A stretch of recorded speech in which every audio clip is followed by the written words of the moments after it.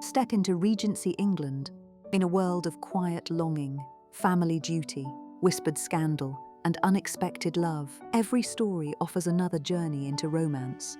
So settle in, dear listener, and let the story carry you into a time of elegance, emotion, and romance.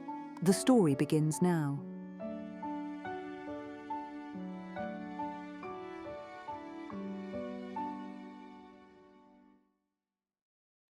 Chapter 1. Morning Black.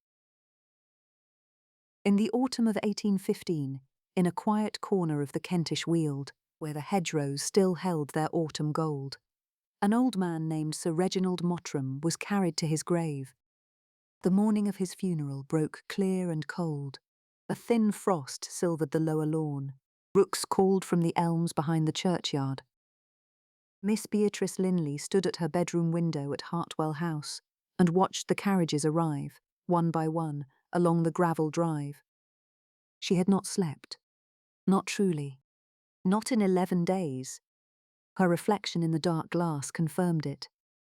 The shadows beneath her eyes were the colour of weak tea. Her chestnut hair, drawn back into a plain knot, looked duller than it ought. She wore black bombazine, plain at the cuffs, with a white linen collar and a simple jet pin at her throat. Below, a lacquered carriage drew up at the steps. A footman in dark livery sprang down and opened the door. A gentleman descended. Beatrice did not recognise him. He was tall, dark-haired, perhaps 30. Even at this distance, she could see that his coat was beautifully cut. He paused on the gravel and looked up at the house. Not grief? Not exactly. Something more guarded than that. Sir Reginald had been her godfather. He had been her father's oldest friend. When both her parents died within a year of one another, he brought her to Hartwell at 19 and never once spoke of her leaving. She had been his companion these 10 years. Sir Reginald had settled a respectable dowry on her and, more than once, encouraged her to think of her future beyond Hartwell.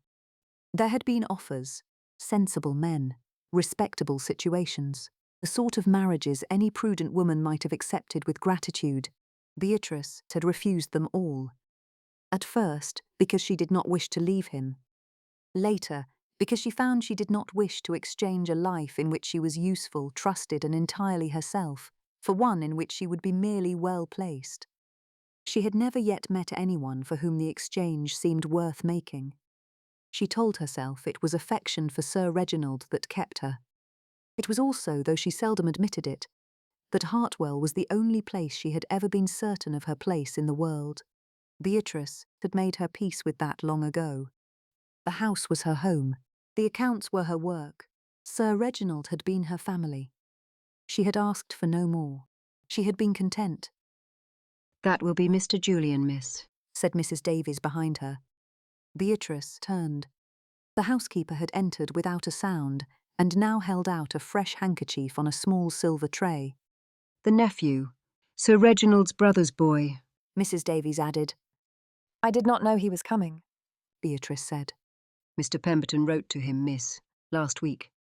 As executor, he was bound to." Mrs. Davies hesitated. "It has been a long while since he was here. 11 years near enough. He was a young man then, and Sir Reginald hardly above 50. Beatrice took the handkerchief and tucked it into her sleeve. She wanted to ask why. She did not. "Mrs. Davies, where are we to put Mr. Mottram?" she asked. "The Blue Chamber, miss. He brought no valet, only a portmanteau. He said he should not stay above 2 nights. 2 nights. The funeral, the reading of the will, and then the nephew would be gone again. Back to whatever London life had kept him from his uncle's deathbed. To her surprise, she found she resented him for it. Sir Reginald had asked for no one in his last days. He had only held her hand, patted it, called her his dear girl, and once near the end had said quite clearly, "You will be safe here, Beatrice. I have seen to it. Do not let them frighten you."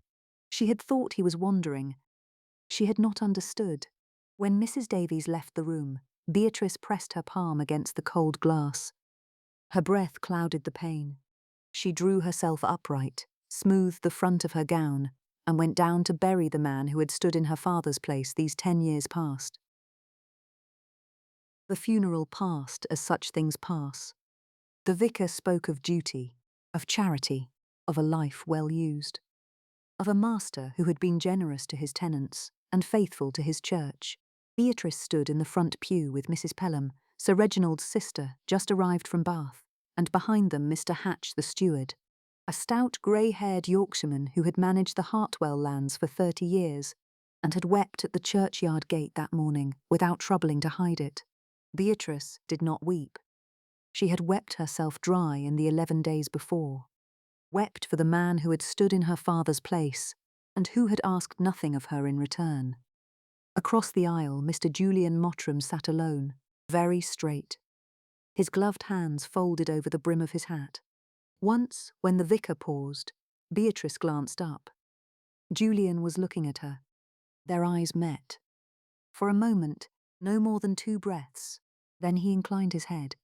Not a bow, only an acknowledgement, and turned away. Beatrice felt her colour rise. She was angry with herself for it.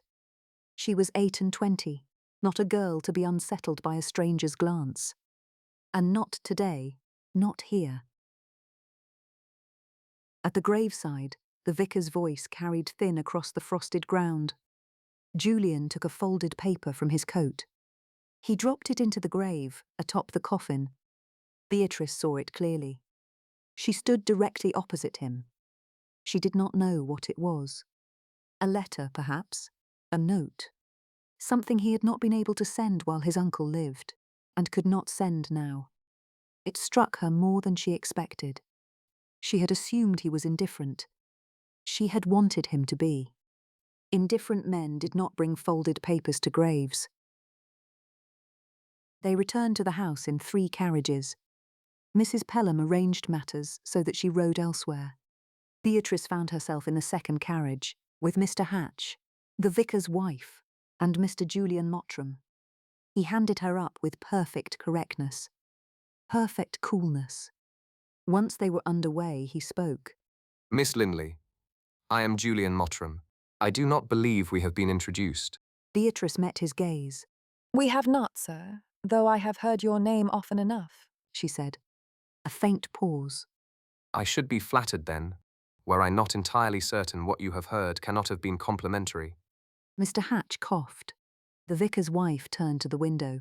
Beatrice met Julian's eyes squarely. They were dark brown, almost black in this light, ringed with very dark lashes, and tired in a way that was not entirely the morning's grief. Your uncle was a kind man. He did not speak ill of you. A longer pause. That Julian said quietly. is more than I deserve. He turned to the window. They did not speak again. The will was read at 4 o'clock. In the long drawing room, the mourners had gone. The house had fallen still. Mr. Pemberton, the solicitor, sat behind the small writing table that had been brought in for the purpose, with his spectacles low on his nose and a leather portfolio open before him. Beatrice sat nearest the fire. Mrs. Pelham occupied the sofa, very upright. Julian stood by the window. The light caught his face. A faint scar marked his temple. Mr. Hatch stood ready. Mrs. Davies had been called in and stood at the doorway with her hands folded over her apron. Mr. Pemberton cleared his throat. The last will and testament of Sir Reginald Henry Mottram, Baronet, dated the 17th of June in the year of our Lord 1815, being made of his own free hand and witnessed by myself and by Dr. Arthur Linton of the village of Hartwell. He read the small bequests first.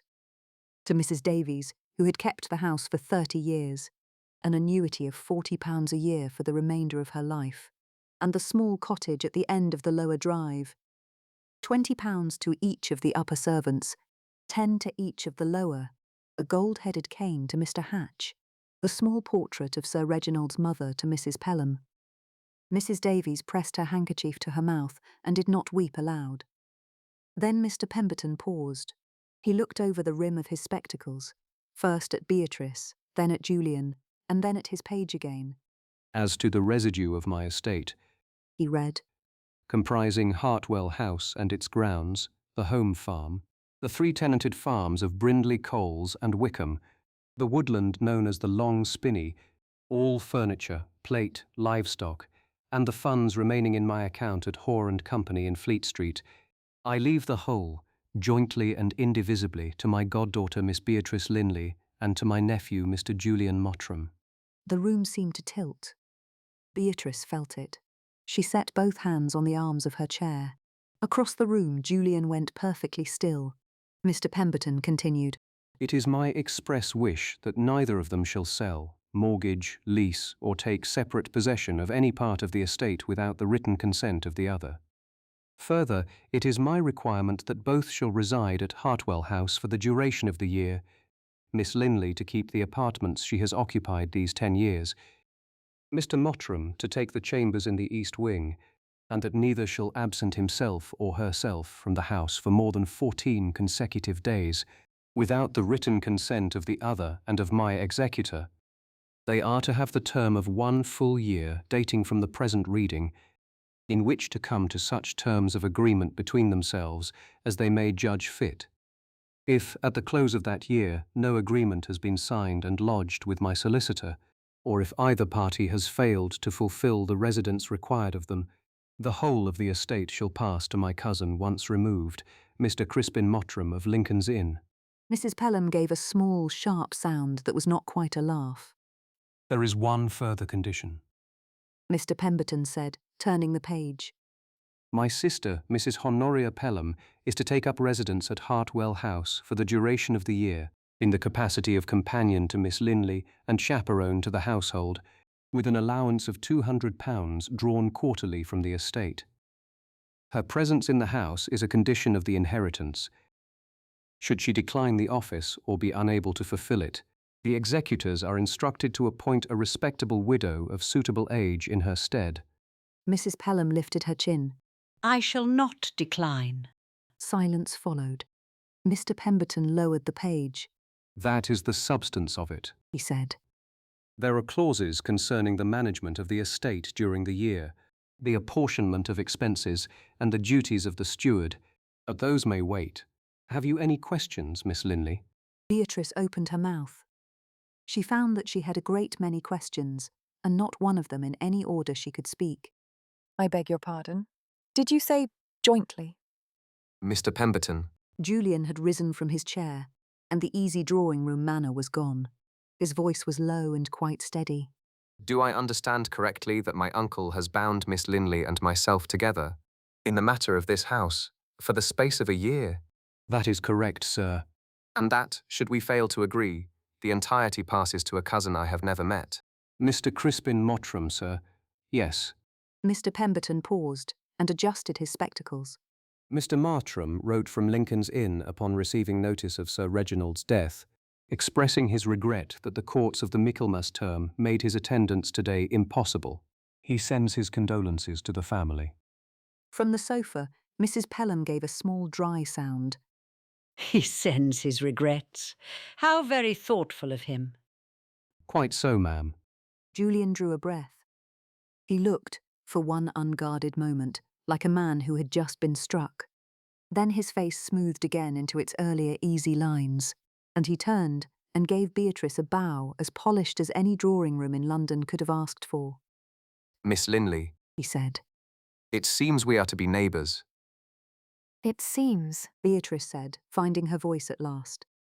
we are to be rather more than that. And from the sofa, Mrs. Pelham permitted herself a small, satisfied smile, which neither of them saw.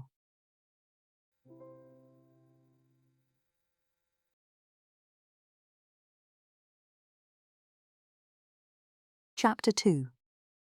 Shared Hearth. Beatrice came down to breakfast at 8, as she had done every morning of the last 10 years, and found the breakfast room already occupied. Mrs. Pelham sat at the head of the table in a morning gown of black bombazine with long sleeves and a fine white lawn fichu folded at her throat. The day's paper opened before her. A cup of black coffee at her elbow, and her pug Pomfrey asleep on the rug at her feet. He was a fawn-coloured creature of advanced opinions and short breath, who travelled everywhere his mistress did and slept wherever he pleased. He had crossed from Bath in his own basket the previous afternoon, and had not yet forgiven any of them for the inconvenience. Julian was at the sideboard with his back to her, lifting the lid of the chafing dish and peering inside with the air of a man inspecting evidence.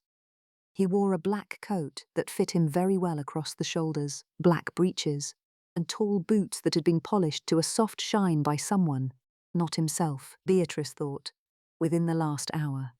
Good morning, Miss Linley. He said, without turning. Mrs. Davies tells me there are kippers. I have not had a kipper for breakfast since I was 18 years old. Then you have been eating in the wrong houses, Mr. Mottram. He turned, and she saw that he was smiling. It was a small, careful smile, the kind a man offers a stranger he is not yet sure of, but it reached his eyes. Possibly. He said. Will you have one? I will have toast and tea, thank you. I do not eat fish before noon. A principal? A preference. From behind the newspaper, Mrs. Pelham observed, without lowering it. A great many of Beatrice's preferences are principles, Julian. You will discover this in the course of the year. Thank you, ma'am. I shall take notes. Do, my love. At her feet, Pomfrey exhaled audibly through his nose without troubling to open his eyes. Julian served himself a kipper and a spoonful of buttered eggs and carried his plate to the table. The morning room at Hartwell was a small square room, with cream walls, a marble hearth, and a tall sash window that looked east over the kitchen garden. The table was laid for three, with white linen, blue and white porcelain, a silver tea urn that had been polished to a mirror, and a small jug of cream beside a plate of fresh rolls. The fire in the grate had been lit early, and was burning down to a steady glow. Beatrice took her usual chair, which faced the window, and began to pour her tea. Julian sat opposite.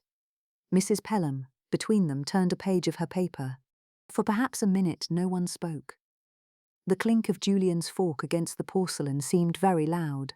Miss Linley. Julian set down his fork. I think we ought to talk.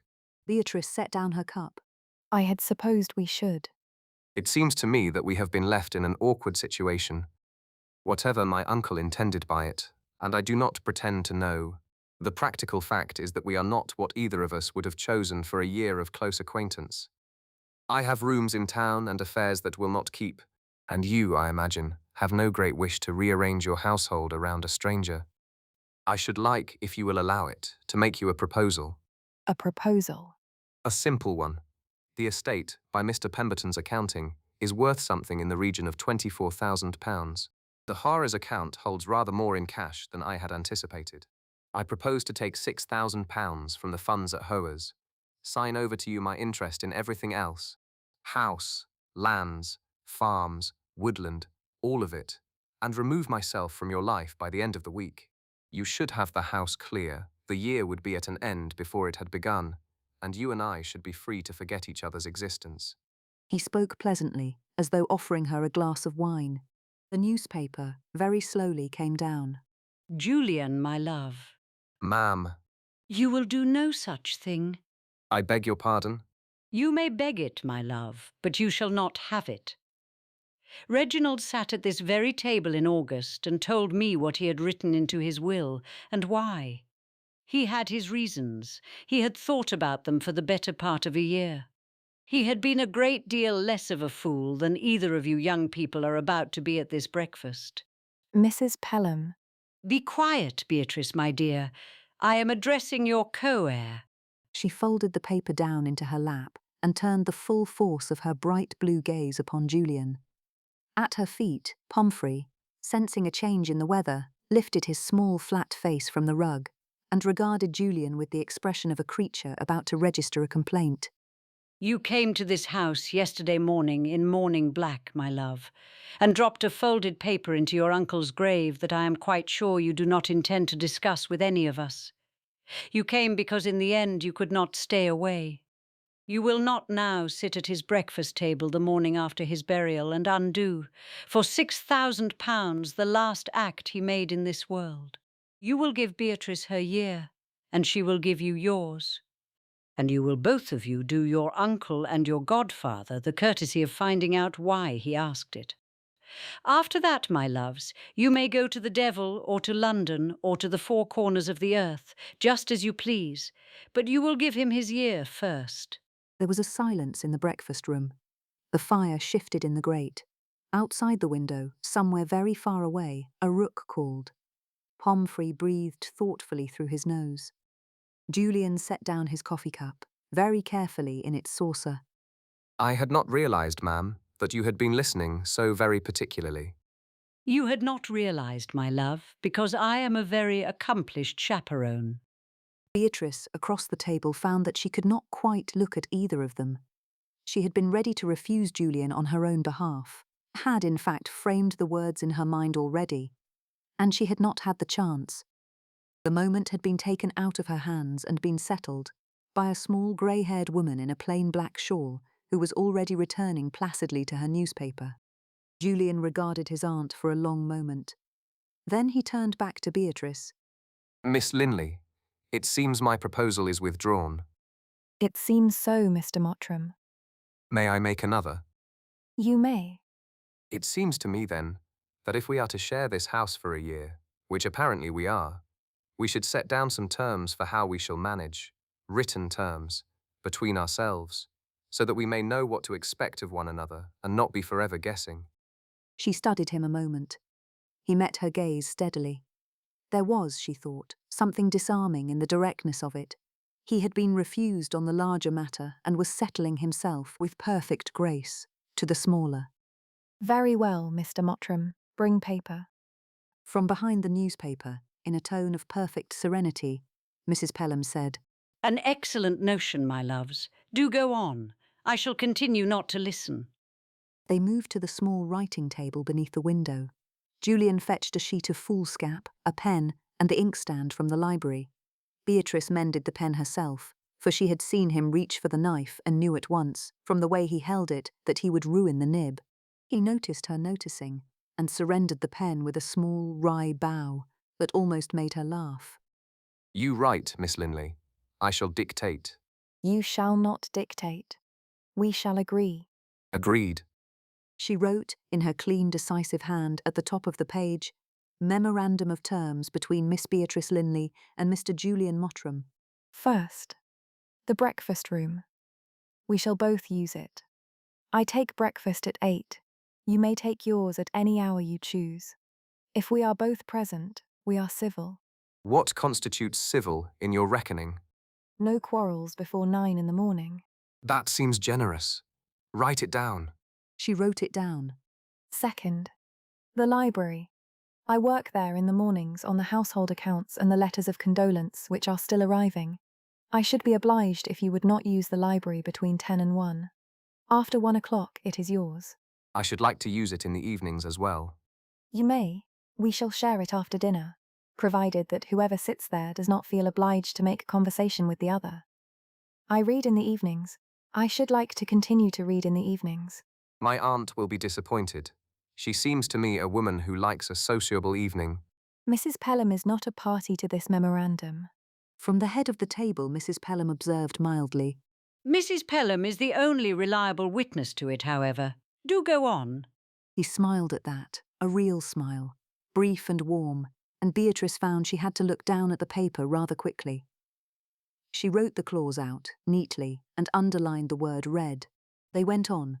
They wrote down that the household expenses would be drawn from the estate as before, with Mr. Hatch the steward keeping the accounts and rendering them once a fortnight to both of them jointly.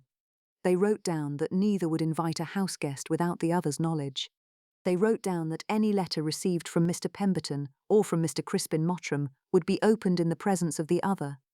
They wrote down, at Julian's suggestion, that should either of them wish at any time to walk in the gardens alone, the other would not follow. Beatrice paused at that one, the pen still in her hand. That is a curious clause to ask for, Mr. Mottram. Is it? It suggests you expect to want to walk alone. I expect that we are both going to want to walk alone, Miss Linley. This is going to be a long year. She looked at him then, properly, for what felt like the first time.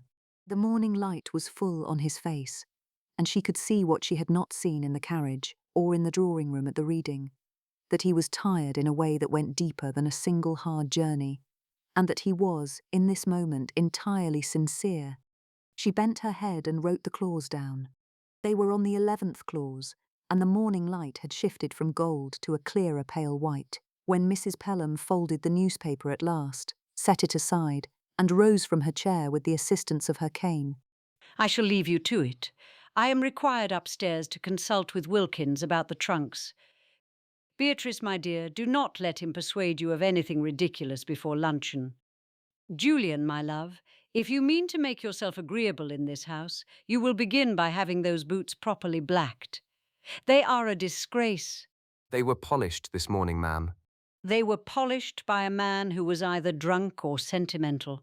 It is impossible to tell which. Humphrey rose from the rug, stretched himself once, and trotted after her with the small grave air of a creature who had also formed an opinion of Julian's boots and saw no reason to keep it to himself. At the threshold, Mrs. Pelham paused and looked back at the two of them. The table, the foolscap, the half-drunk tea, with the smallest of satisfied smiles. Neither of them was looking. She went upstairs.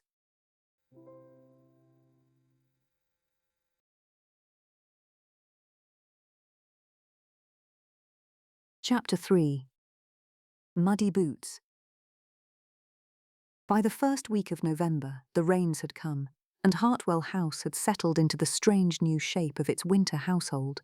Mrs. Pelham occupied the rose chamber and the south side of the breakfast table. Julian had been given the chambers in the east wing, which faced the lower lawn and the long spinney beyond. Beatrice kept her own apartments at the far end of the corridor, as she had done these 10 years, and went down to the library each morning at 10 with the steward's books under her arm. The servants had stopped exchanging glances over their work. Beatrice had eaten almost nothing in the final days of Sir Reginald's illness, or the days that followed, and Mrs. Davies had been sending her small, persistent trays of beef tea and buttered toast, and would not be discouraged. It was Wednesday, and Wednesday was the day Mr. Hatch came to the library to render his accounts. Beatrice was already at the desk when Julian came in a black riding coat. He paused at the door. Am I early? You are punctual. Mr. Hatch will be a quarter of an hour yet. He is never punctual on Wednesdays. Why Wednesdays in particular? Because on Wednesdays he stops at the home farm to hear how the cows have been doing, and the cows always have a great deal to say. Julian almost laughed. He came into the room and went to stand by the fire. I take it the cows have allies. The cows have a great deal of influence in this house. I should warn you of it now rather than later. He sat in the chair opposite the desk and watched her for a moment without speaking. The fire cracked. Outside, the rain had thinned to a fine drift of mist, and the light through the tall window was the colour of milk and water. Miss Linley, I have been reading the steward's reports of the last quarter, and I should like to come with you and Mr. Hatch this morning to the tenant farms. Beatrice looked up. When did you last ride to a tenant farm, Mr. Mottram? Never. I was raised in Berkshire and rode about my father's land as a boy, but I have not been a country gentleman in 15 years. It will be muddy. I had assumed it would be. She studied him. He was, she noticed, in earnest. The careful drawing-room manner was almost gone, and what stood in its place was a man who had read the reports and had questions about them, and who wished to see the farms with his own eyes before he formed an opinion. Very well. But I warn you, Mr. Hatch will speak only when spoken to, and very seldom even then. He does not like new arrivals. I shall consider myself warned. And the road to Brindley is very poor. Miss Linley, if you mean to discourage me, you are doing it badly. I am not trying to discourage you. I am trying to be plain. They are not the same thing. Something in his face softened, and she found she had to look down at the ledger rather quickly. They rode out at 11, the three of them, with Mr. Hatch on his stout grey cob in the lead, and Beatrice and Julian behind on a chestnut mare and a tall bay gelding that had been Sir Reginald's favourite. Beatrice rode side saddle in a habit of black wool that the village seamstress had made up for her in the weeks after Sir Reginald's death. The horses knew the road. The rain had stopped for the moment, and the hedgerows along the lane were turning gold and russet against a sky of pale cloud. Mr. Hatch said nothing for the first half-mile. He was a man of few words by temperament and of fewer still, in the company of a stranger. It was Julian who spoke first. I read in the last report that a cut had been made along the western edge. Mr. Hatch glanced sideways at him. It has? And has it answered? It has, sir. The field were under water in March of last year. It bore wheat this autumn. Was it your suggestion or Sir Reginald's? Sir Reginald's, sir. He had been reading a pamphlet. He read a great many pamphlets toward the end. What pamphlet do you recall? Some Scotch gentleman, sir, on the subject of land improvement. The name is gone from me. James Anderson, perhaps? Or Sir John Sinclair? It may have been, sir. I did not read it myself. Sir Reginald told me what was in it. And was that generally his method? It was, sir. He read, and I had it dug. Julian laughed once, and Mr. Hatch's mouth, beneath his weathered grey side whiskers, twitched the smallest possible amount. Beatrice, riding behind them, watched this exchange with a feeling she could not quite identify. She had braced herself, before they set out, for Julian to be insufferable in any one of several specific ways. To patronise Mr. Hatch, to ask foolish questions, to make some London joke at the expense of the country, or, worst of all, to be too charming and to win the steward over by manner alone. He had done none of these things. He had asked an intelligent question, helped Mr. Hatch where the steward's memory had failed him, and had not pressed when there was no more to be had. Mr. Hatch had registered this. Mr. Hatch missed nothing. They turned in at the gate of Cole's farm. Mrs. Cole, the farmer's wife, was at the kitchen door with a basket of eggs over her arm and a child on her hip, and she came out at once into the yard with the bright, pleased expression of a woman who has had no visitors of any consequence for a fortnight. Miss Linley, my dear, and Mr. Hatch, and— She paused and looked at Julian. You will be Mr. Mottram, sir, the new master. Mr. Mottram, yes. Julian gave her a courteous nod. I should not, however, presume to call myself the new master. The old one is too lately gone. Mrs. Cole, who was a woman of strong opinions, considered this. Well said, sir.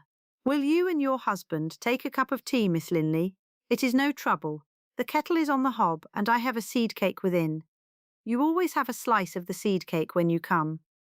Mrs. Cole, Mr. Mottram is not my— And my husband, sir, is in the upper field. Mrs. Cole continued, turning to Julian with all the force of a woman who had already settled the matter in her own mind. I shall send the boy for him. Mr. Cole will wish to pay his respects. Mrs. Cole. Beatrice tried again. It is no trouble at all, my dear. You and Mr. Mottram must come in out of the cold, and Mr. Hatch may sit in the chair by the door if he prefers, as he always does. There was a pause, perhaps 2 heartbeats long. Beatrice felt her colour rise. Julian, beside her, did not move at once. Mr. Hatch cleared his throat. Mr. Mottram is not Miss Linley's husband, Mrs. Cole. He is the new joint owner of Hartwell with Miss Linley, by the late master's will. Mrs. Cole regarded the 3 of them in turn. Oh, I say. I beg your pardon, sir. Miss. She wiped her hands once on her apron, which seemed to be her method of resetting the conversation. Well, you'll still have a cup of tea, won't you? The kettle is on the hob. Most welcome, Mrs. Cole. Thank you. Julian said. It was very nearly 4 o'clock by the time they turned for home. Mr. Hatch had ridden ahead to call at the lodge on a separate matter, leaving Beatrice and Julian to make the last mile of the road alone. The sky had clouded again. The lane was deep in mud where the cart tracks crossed, and Julian's tall black boots, which had been blacked that morning, were now uniformly the colour of wet earth to the knee. He looked down at them, considered them gravely, and said, I shall have to compose myself for an interview with my aunt. Mrs. Pelham will not mind. Mrs. Pelham will mind a great deal. Mrs. Pelham has views on the subject of boots. She will mind less than my coming home in a temper. Julian turned his head to look at her. Are you in a temper, Miss Linley? I am attempting not to be. The seed cake? It was very good seed cake. It was excellent seed cake. Julian rode on for a few paces in silence. The mare picked her way around a deep rut. A robin sang once from the hedge and was answered, faintly, from somewhere across the field. You are quiet, Miss Linley. I am thinking. The countryside will form a great many wrong impressions before this year is out, Mr. Mottram. Mrs. Cole was the first of 50, and not all of them will be put right by Mr. Hatch. Then we shall have to put them right ourselves. Yes, we shall. It was a small piece of agreement, the first they had reached without paper between them, and it sat for a moment in the cold afternoon air before either of them moved on. That is a remarkably sensible view, Miss Linley. I am occasionally sensible. You are continuously sensible. It is one of the more alarming things about you. She did look at him then. The grey afternoon light was on his face, and his expression, the dark brown eyes, almost black in this dim hour, faintly tired, faintly amused, held no edge of mockery whatever. He had meant the thing as a compliment. He had not even, she thought, quite known that he was paying one. They rode the last quarter mile in companionable silence. They left the horses with the groom in the stable yard and walked round to the side entrance of the house. The light was gone from the lower lawn, and the first lamps had been lit in the back hall. Julian sat down on the bench by the boot-jack and began to wrestle with his right boot. The boy, who appeared from the kitchen passage as if summoned by an instinct for muddy gentlemen, knelt to assist. Mrs. Pelham came through from the small drawing-room with Pomfrey at her heels. Julian, my love, your boots. My boots, ma'am, are entirely Mr. Hatch's fault. I am quite certain they are not. Then they are entirely the fault of the lower lane to Brindley. The lower lane to Brindley has been in that condition for 40 years. It is your boots that are new. Pomfrey, who had taken a position at a safe distance from the muddy boots, gave a small disapproving exhalation through his nose. Beatrice, who had paused in the back hall to unpin her hat, allowed herself the smallest possible smile, where no one could see it.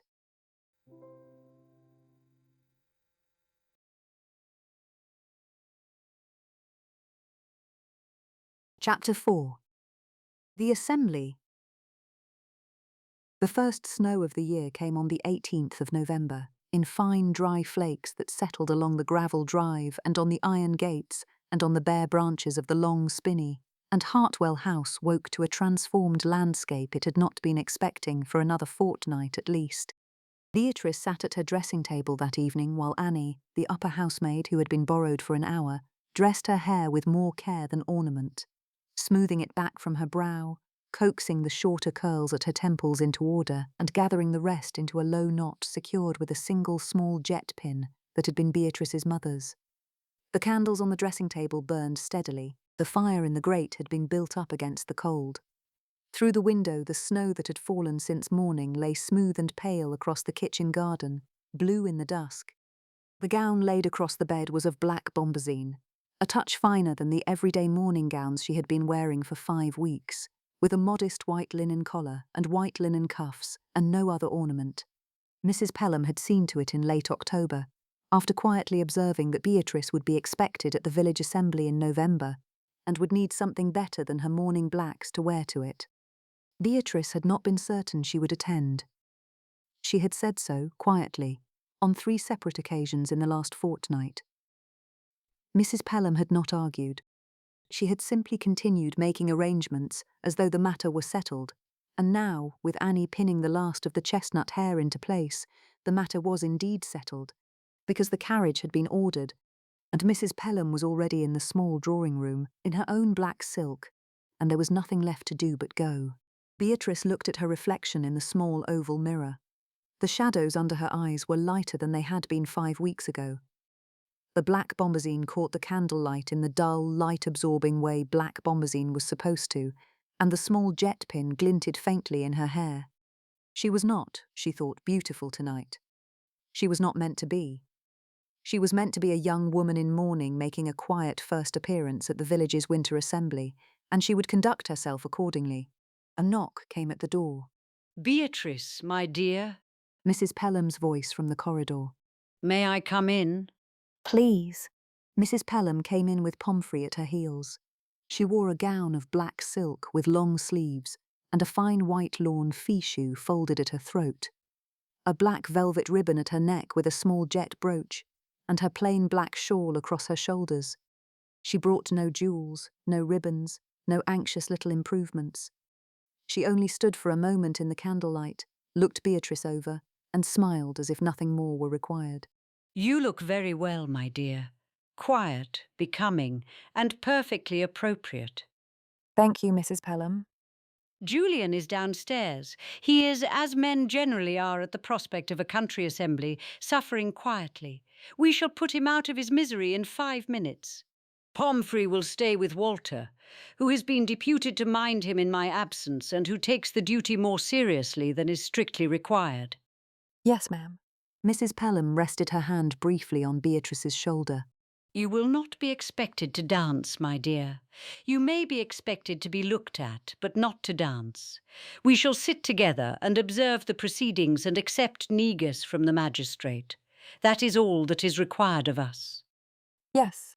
And we shall come away early if you wish it. Yes, thank you. Mrs. Pelham nodded once, called Pomfrey to her side, and went out. Beatrice sat for a moment longer in the candlelight, her hands folded in her lap. She had been Sir Reginald's companion for 10 years, and his nurse in the last weeks of his illness, and now she was a young woman in mourning. The category had its small consolations. One of them, she discovered, was the freedom to be looked at without being looked for. She rose, smoothed the front of her gown, and went down. The Crown was the only inn in Hartwell of any size, and the upper room at the Crown was the room in which the village had held its assemblies for as long as anyone could remember. It was a long, low-ceilinged room with whitewashed walls, wooden beams, 4 good candles in each of its 8 sconces, and a small platform at one end where 3 musicians from the village, a fiddle, a flute and a cello, were tuning when the Hartwell party arrived. They came in together, Beatrice in her black bombazine and plain black shawl, Julian in a black coat over a black silk waistcoat, and Mrs. Pelham, who carried her ebony cane and accepted the courtesy of the innkeeper's wife with gracious indifference. Beatrice felt the eyes of the room turn as they came in. It was, she discovered, exactly as bad as she had feared and not at all in the way she had expected. She had expected to feel exposed. Instead, she felt observed in a way that was almost impersonal. It was, she discovered, exactly as bad as she had feared, and not at all in the way she had expected. She had expected to feel exposed. Instead, she felt observed in a way that was almost impersonal. The village had been waiting 5 weeks to see Miss Linley return to society, and tonight it was seeing her, and it was seeing her with Mr. Mottram, which was a separate piece of news the village had been gathering for a fortnight and was now able to assess for itself. The whispering at the edges of the room was not unkind, but it was a busy whispering, the kind of whispering that adjusts its conclusions in light of what is being currently observed. Mrs. Cole, whose seed cake had launched the matter into the village in early November, was at the side table with her husband, and she was looking at Julian and Beatrice with the particular attention of a woman who had been telling everyone they would be married by Christmas and was now considering whether she had been right. Julian conducted them both to the fireside. Mrs. Pelham took the corner chair, accepted a glass of negus, and looked immediately in command of the room. Beatrice settled beside her, and Julian remained standing behind them for a moment to survey the assembly. Well, He said quietly. I had better make myself useful. You had better dance. Mrs. Pelham said, without lowering her voice. You may safely consider it your patriotic duty. There are at least 3 young women in this room who have come specifically to be asked, and your refusing to oblige them would be ungentlemanly. I had not intended to refuse them, ma'am. Then go and oblige them, my love. He went. Beatrice watched as he was introduced to Miss Carstairs from Pluckley, a small and very pretty girl of 19 with dark ringlets, and led her out into the first country dance. He danced well, as she had expected he would. A man who had spent 15 years at London assemblies could scarcely do otherwise, yet there was nothing careless or festive in his manner. He moved through the figures soberly, as one paying a debt to the room rather than seeking amusement in it.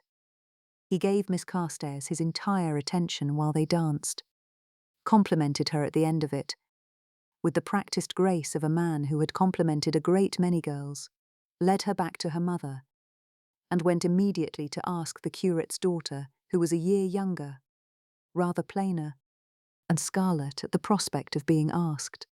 Beatrice, sitting beside Mrs. Pelham at the fire, watched all of this with a feeling she could not quite identify. It was not jealousy. She had no claim on him to be jealous of. It was something stranger, a kind of small, steady ache that she did not know how to name, and that grew a little with each girl he led out. She drank her negus. Mrs. Pelham talked to the magistrate's wife. The musicians played a second country dance and a third. Mr. Hatch, in his Sunday coat, stood beside Mrs. Hatch at the far end of the room. He caught Beatrice's eye and inclined his head. The gesture was small, dignified, and, she thought, worth every other welcome in the building. She knew almost every face in the room, and almost every face knew her. That was not the same thing as having a friend among them. At the end of the third dance there was the usual long pause, while the room drifted to the long table at the side for cold ham, raised pies, syllabubs in little glasses, and ratafia, and Julian came back across the room to his aunt's chair. Ma'am, Miss Linley. Julian, Said Mrs. Pelham. I trust you have been thoroughly useful. I believe I have done my duty, ma'am. Then you may sit down and recover. He did not sit down. He stood instead in front of Beatrice's chair, and his expression was careful, and his dark brown eyes were entirely level on hers. Miss Linley, will you stand up with me? The room around them did not stop. The talk and the laughter and the clink of china went on. But Beatrice, in the chair by the fire, felt the small, precise quality of the moment, as if a clock had struck somewhere inside her ribs. Mr. Mottram, you know I cannot.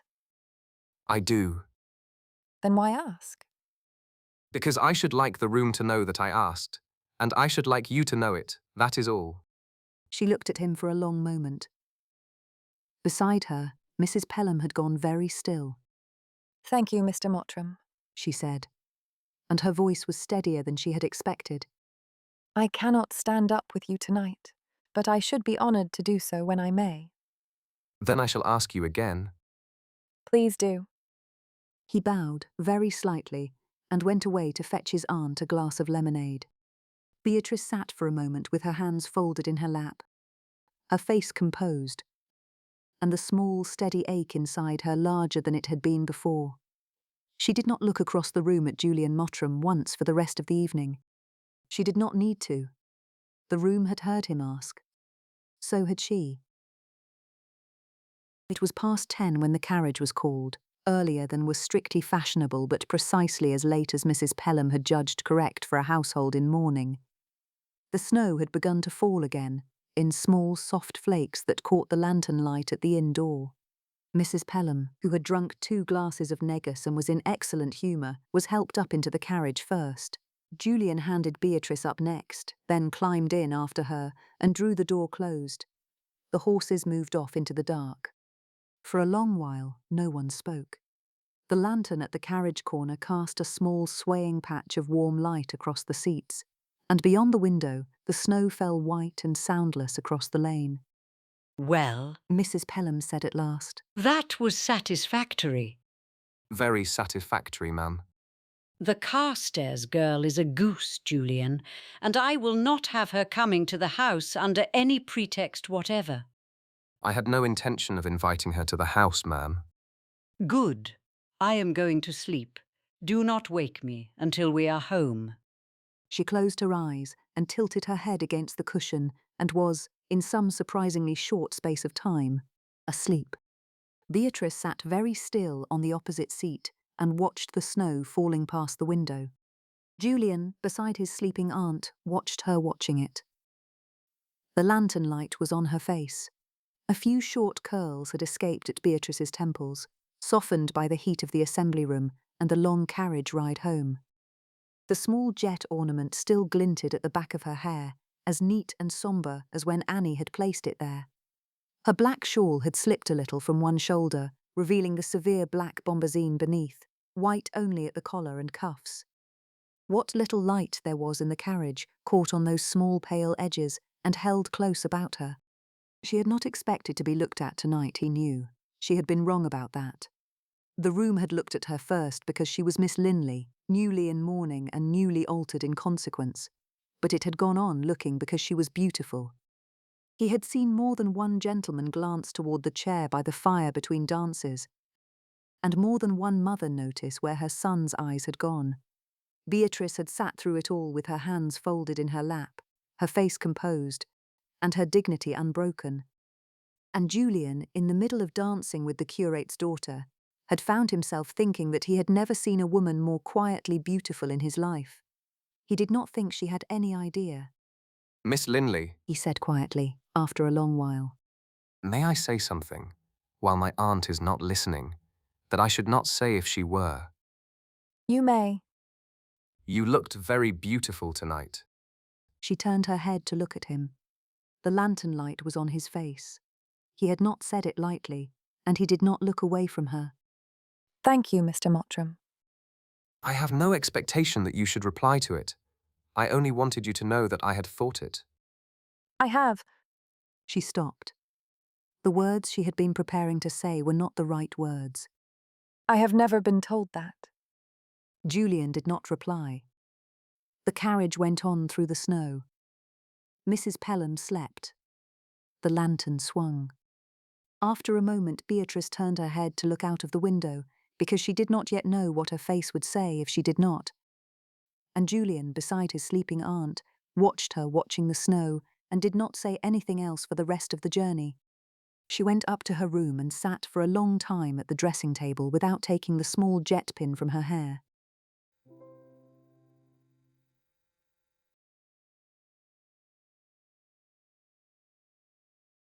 Chapter 5. A Forgery.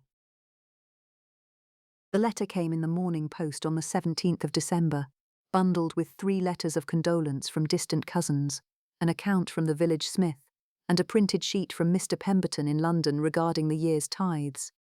Beatrice was at the library desk, as she was every morning, when Mrs. Davies brought in the post. She thanked Mrs. Davies, slit the seal of the smith's account with her usual paper knife, and worked through the bundle in her usual order. Bills first, then the official correspondence, then the personal letters. The personal letters that morning numbered 4. 3 were addressed to Beatrice in hands she recognised. Distant relations on the Linley side, who had taken 8 weeks to remember that sympathy was expected of them. The 4th was addressed in a hand she did not know, on cream-laid paper of considerable quality, and it was addressed not to Beatrice, but to Mr. Julian Mottram, Esquire, Hartwell House, near Hartwell, Kent. Beatrice held it for a moment in her hand. The clause they had written into the memorandum in October was perfectly clear. Any letter received from Mr. Pemberton or from Mr. Crispin Mottram would be opened in the presence of the other. This was not such a letter. It was an ordinary piece of personal correspondence addressed to Julian, and the proper course was to hand it to him at luncheon, unopened, with the rest of his post. Yet the seal on the back was not a seal of business. It was a small impression of a flower, a rose perhaps, or a poppy, pressed into red wax with a careful hand, the kind of seal a young woman of fashion might use. Beatrice set the letter aside on the corner of the desk and went on with the rest of the post. It was 20 minutes before she picked it up again. By that time, the temptation had assembled itself in her mind with quiet inevitability. She did not, she told herself, intend to open it. She intended only to look at the address again, to confirm that she had not been mistaken. She picked it up. She turned it over. She studied the seal more closely. The seal had not been pressed quite cleanly. A small thin line ran along the edge of the wax where the paper had been folded too soon, and where, she realised after a moment, the wax had broken and been pressed back. The letter had been opened. Whether by accident or by design, it had been opened, and the seal had been imperfectly restored. In which case, she thought, with a clarity that surprised her, the letter had already been read by someone and was no longer strictly private. She broke the seal the rest of the way and unfolded the page. It was very short.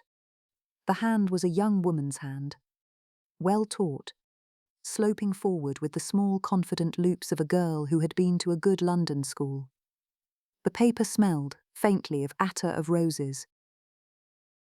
Albemarle Street, Wednesday. My dear Julian, I cannot tell you how grateful I am for the bracelet.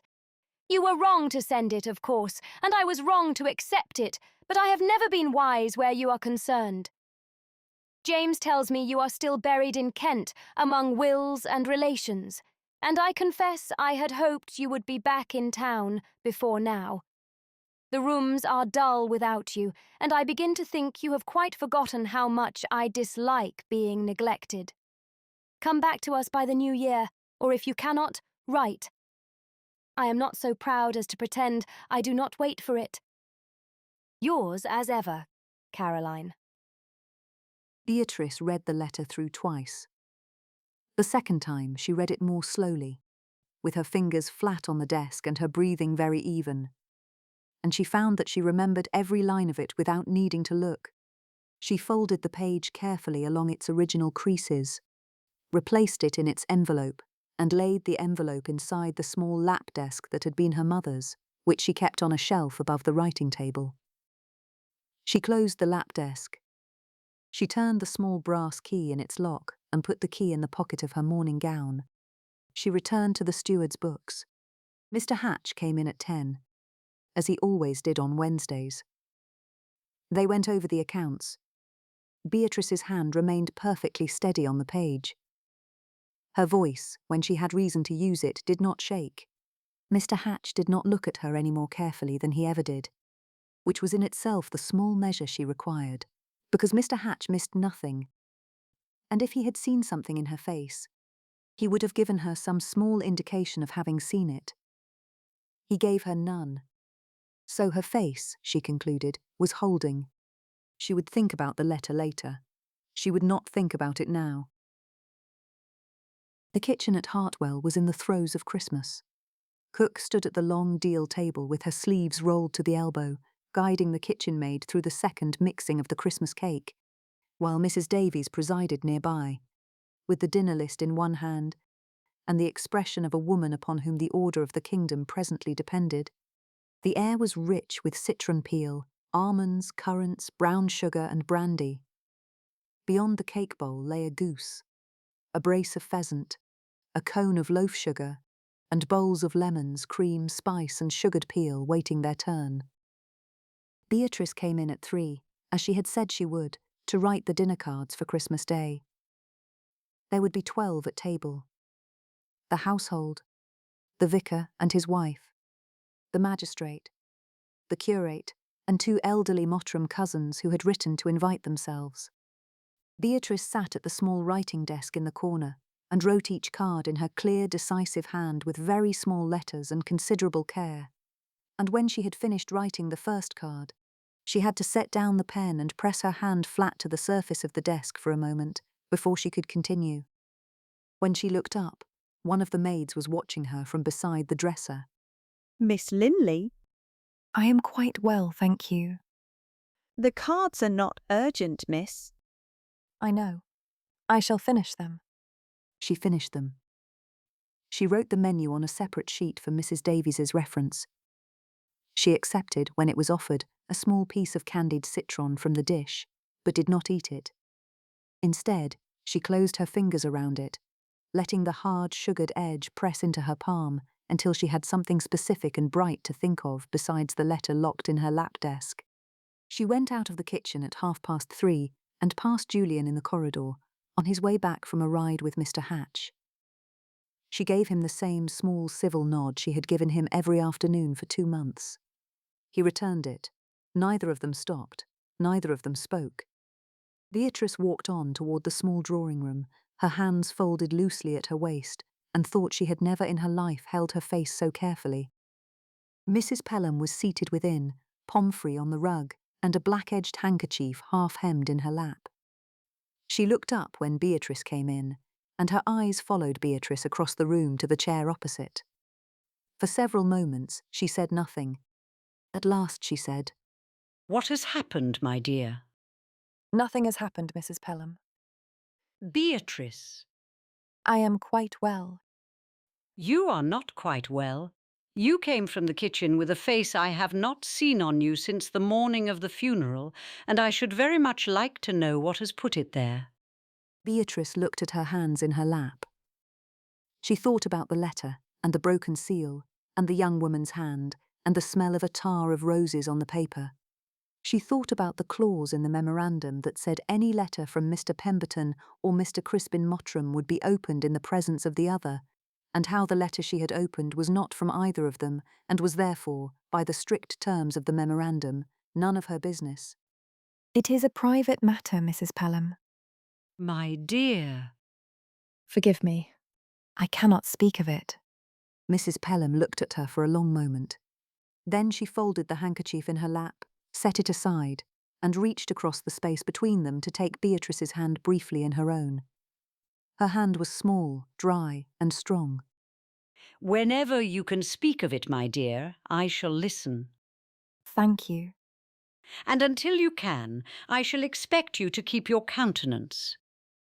Reginald did not teach me to think you a young woman who could be overturned by a single bad afternoon. Do you understand me? Yes. Good.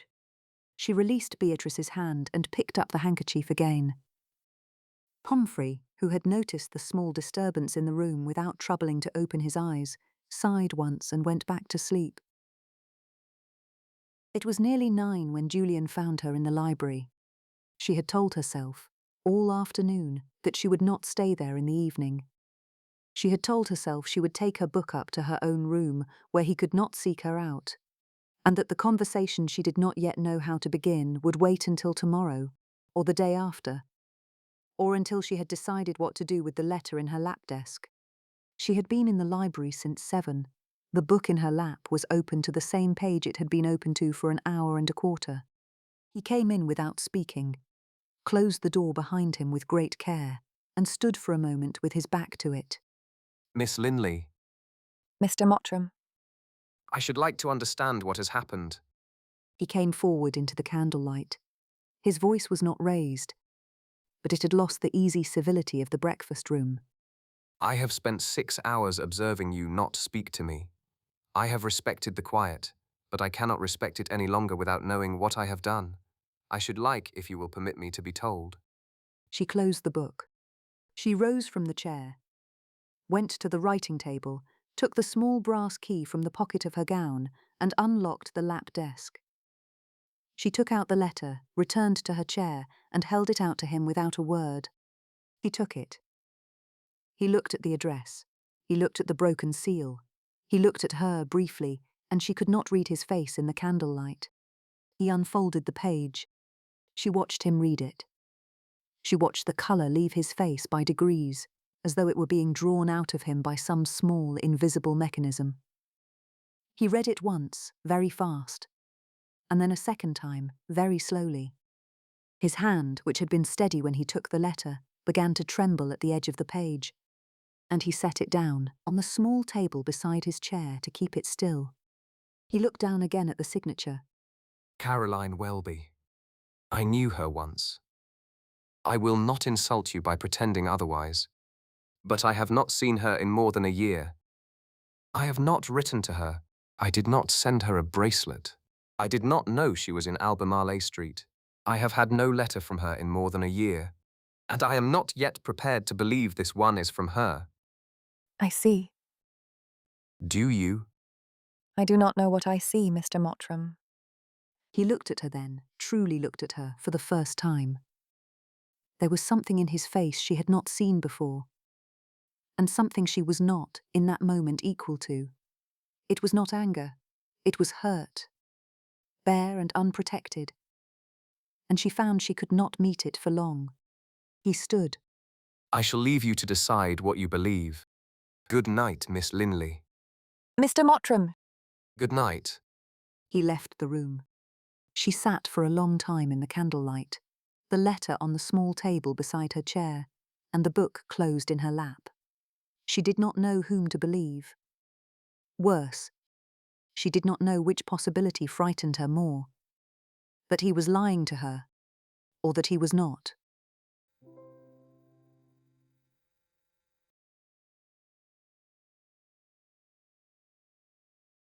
Chapter 6. The Confession. The blizzard came on the 8th of January, in great soft soundless flakes that began at 3 in the afternoon and continued without pause until past midnight. By dawn on the 9th, the gravel drive was lost beneath 1.5 feet of snow. The iron gates were no longer visible from the front steps, and the lower lane to the village had drifted to the height of the hedges. Mr. Hatch had come up from the steward's house at first light to see how matters stood, reaching the main house by the kitchen path, which Cook's husband had cleared before breakfast.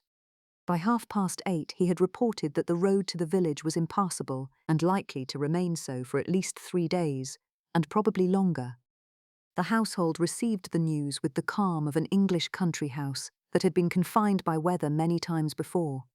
Mrs. Davies sent word to the kitchen that the larder would be stretched but not strained.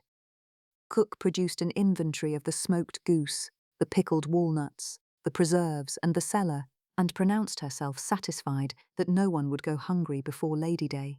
Mr. Hatch, having delivered his report, withdrew to the small estate office off the back hall and the accounts that had been waiting for him since Twelfth Night.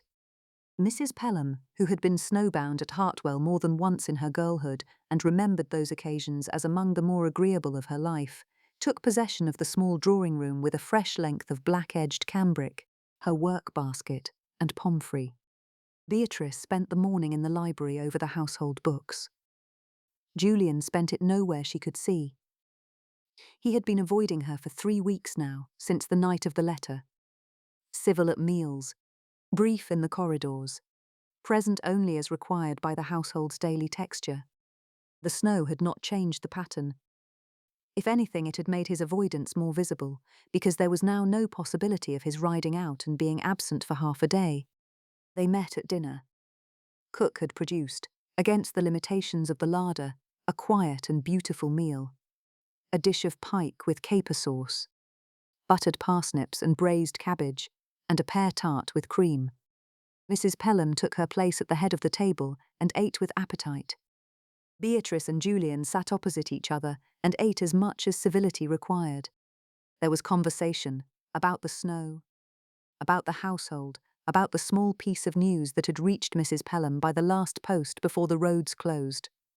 But Mrs. Pelham carried the conversation almost alone, while Beatrice and Julian supplied only the brief, courteous replies civility demanded. When the cloth had been drawn and the tea brought in, Mrs. Pelham looked at the two of them and at her tea, and at the snow falling soundlessly past the dining-room window. My loves, She said quietly. I am going up to bed early tonight. I have a slight headache, and Pomfrey has been restless, and the snow has made the house cold. I shall take my tea in my room. Of course, ma'am. Julian said. Good night, my dears. Do not stay up too late. She rose, called Pomfrey to her side, and went out. Beatrice and Julian sat at opposite ends of the long dining table for perhaps half a minute after she had gone. Then Beatrice rose, said her own quiet good night, and went up to her room. Mrs. Pelham did not, in fact, have a headache.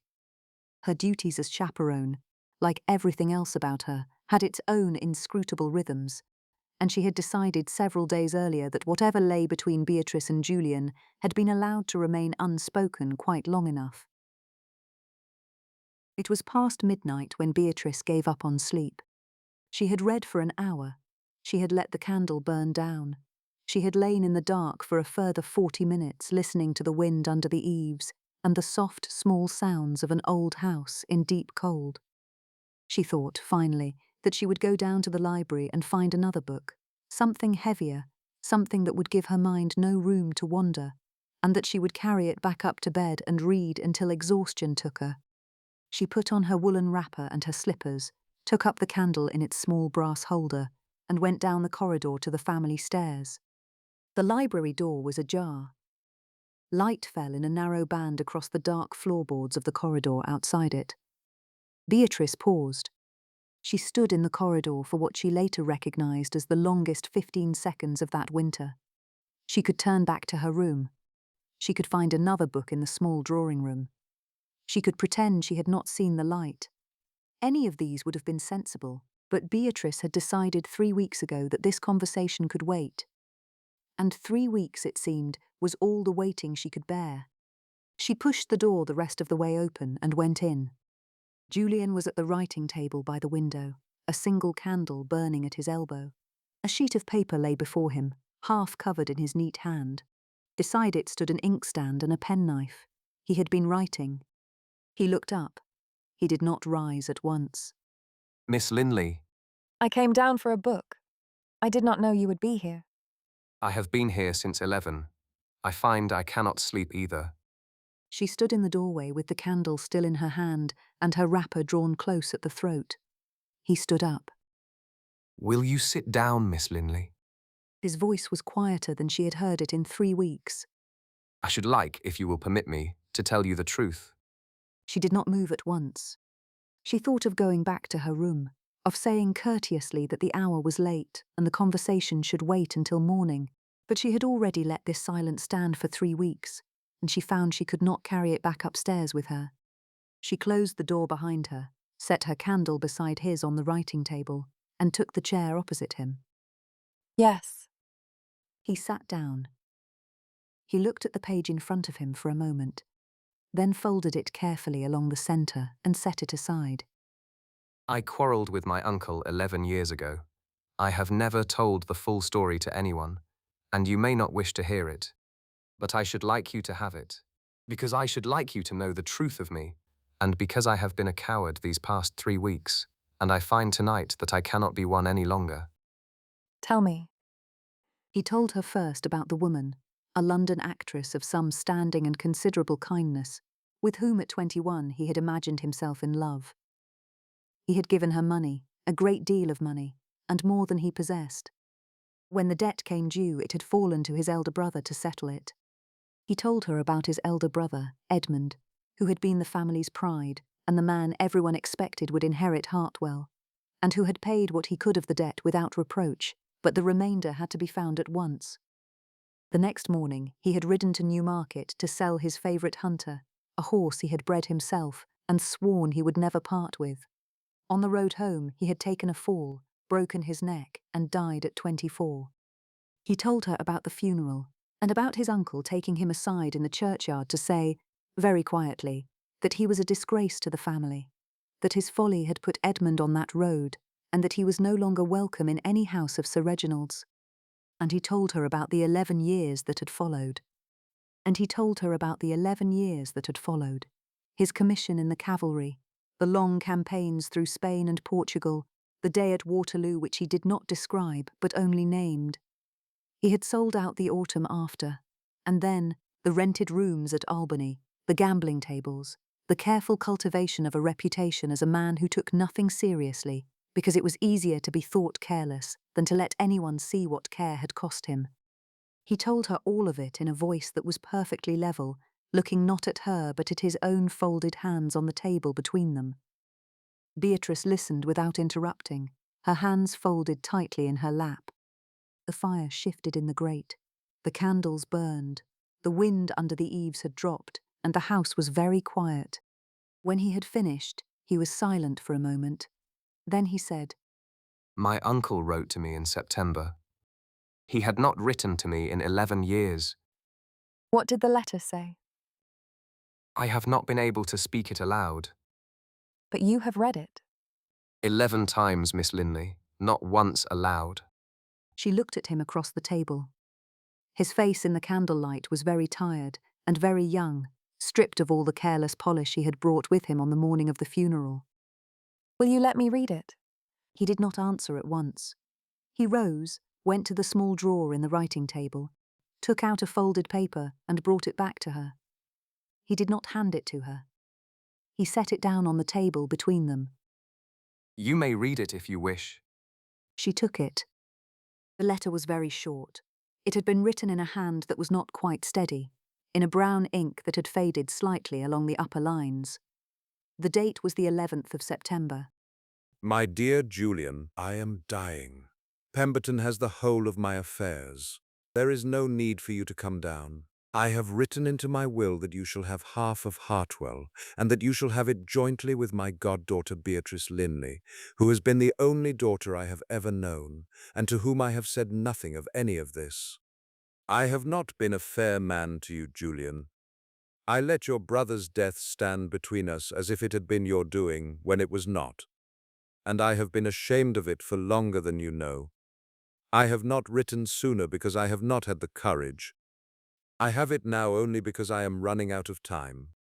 Be kind to her, Julian. She is more alone than she understands, and prouder than is good for her. She has been the comfort of my old age, and I have repaid her by leaving her a puzzle instead of an explanation. Your uncle, R.M. Beatrice read it through twice. She folded the letter again, carefully, and held it for a moment in her hand. She did not know what she had been preparing to feel. Perhaps she had expected the letter to make the matter plainer, to give some shape to the 11-year quarrel and to the man sitting across from her. She had not been prepared for a dying man asking forgiveness of the nephew he had wronged and kindness for the girl he had loved. She held the letter out to him across the table. His hand, when he reached for it, came toward hers. Their fingers met at the center of the table, around the fold of the paper, and she did not let go of the letter at once. She could not, in fact, have said why she did not let go of it. She held the letter a moment longer than she needed to, with his hand on hers and the small, worn paper between them, and then she released it. He took the letter back without a word. She was aware, in a very distant way, that the house was extremely quiet. She said, Mr. Mottram, I should like to apologize. For what? For judging you by it. I had no right to decide what you were without first allowing you to tell me the truth. I do not yet know who wrote that letter or why, but I am sorry for the 3 weeks I gave it more credit than I gave you. You read what was in front of you, and I had done enough, once, to make such a letter believable. Once. she said. He looked at her. That is not the same as now. He did not answer at once. She looked at him across the table. The candle flame between them was very steady. The fire had burned down to its embers. The clock on the mantel had struck one some time earlier, she thought, although she could not now remember hearing it. For 3 weeks I have been trying to decide whether you were the sort of man who lied to women in his own house. His face altered slightly, but he said nothing. And I find, she said, that I should be very sorry to discover it. He was silent for so long that she thought, for one dreadful moment, that she had said too much. Then he said, very quietly, I had not known that. Nor had I. The clock on the mantel struck the 1:30. Neither of them moved. The candles burned. Pomfrey, who had decided on this particular night to sleep in the small drawing room rather than at the foot of his mistress's bed, gave a single small sound that was not quite a snore. It is very late, Mr. Mottram. Yes. Whoever wrote the letter in December, we shall find them. Yes, we shall. Good night. Good night, Beatrice. She closed the door behind her and went up the dark stairs to her own room with her candle burning very small in front of her. And the year ahead, which had been a countdown of 291 days remaining, suddenly not nearly so long as it had been an hour ago.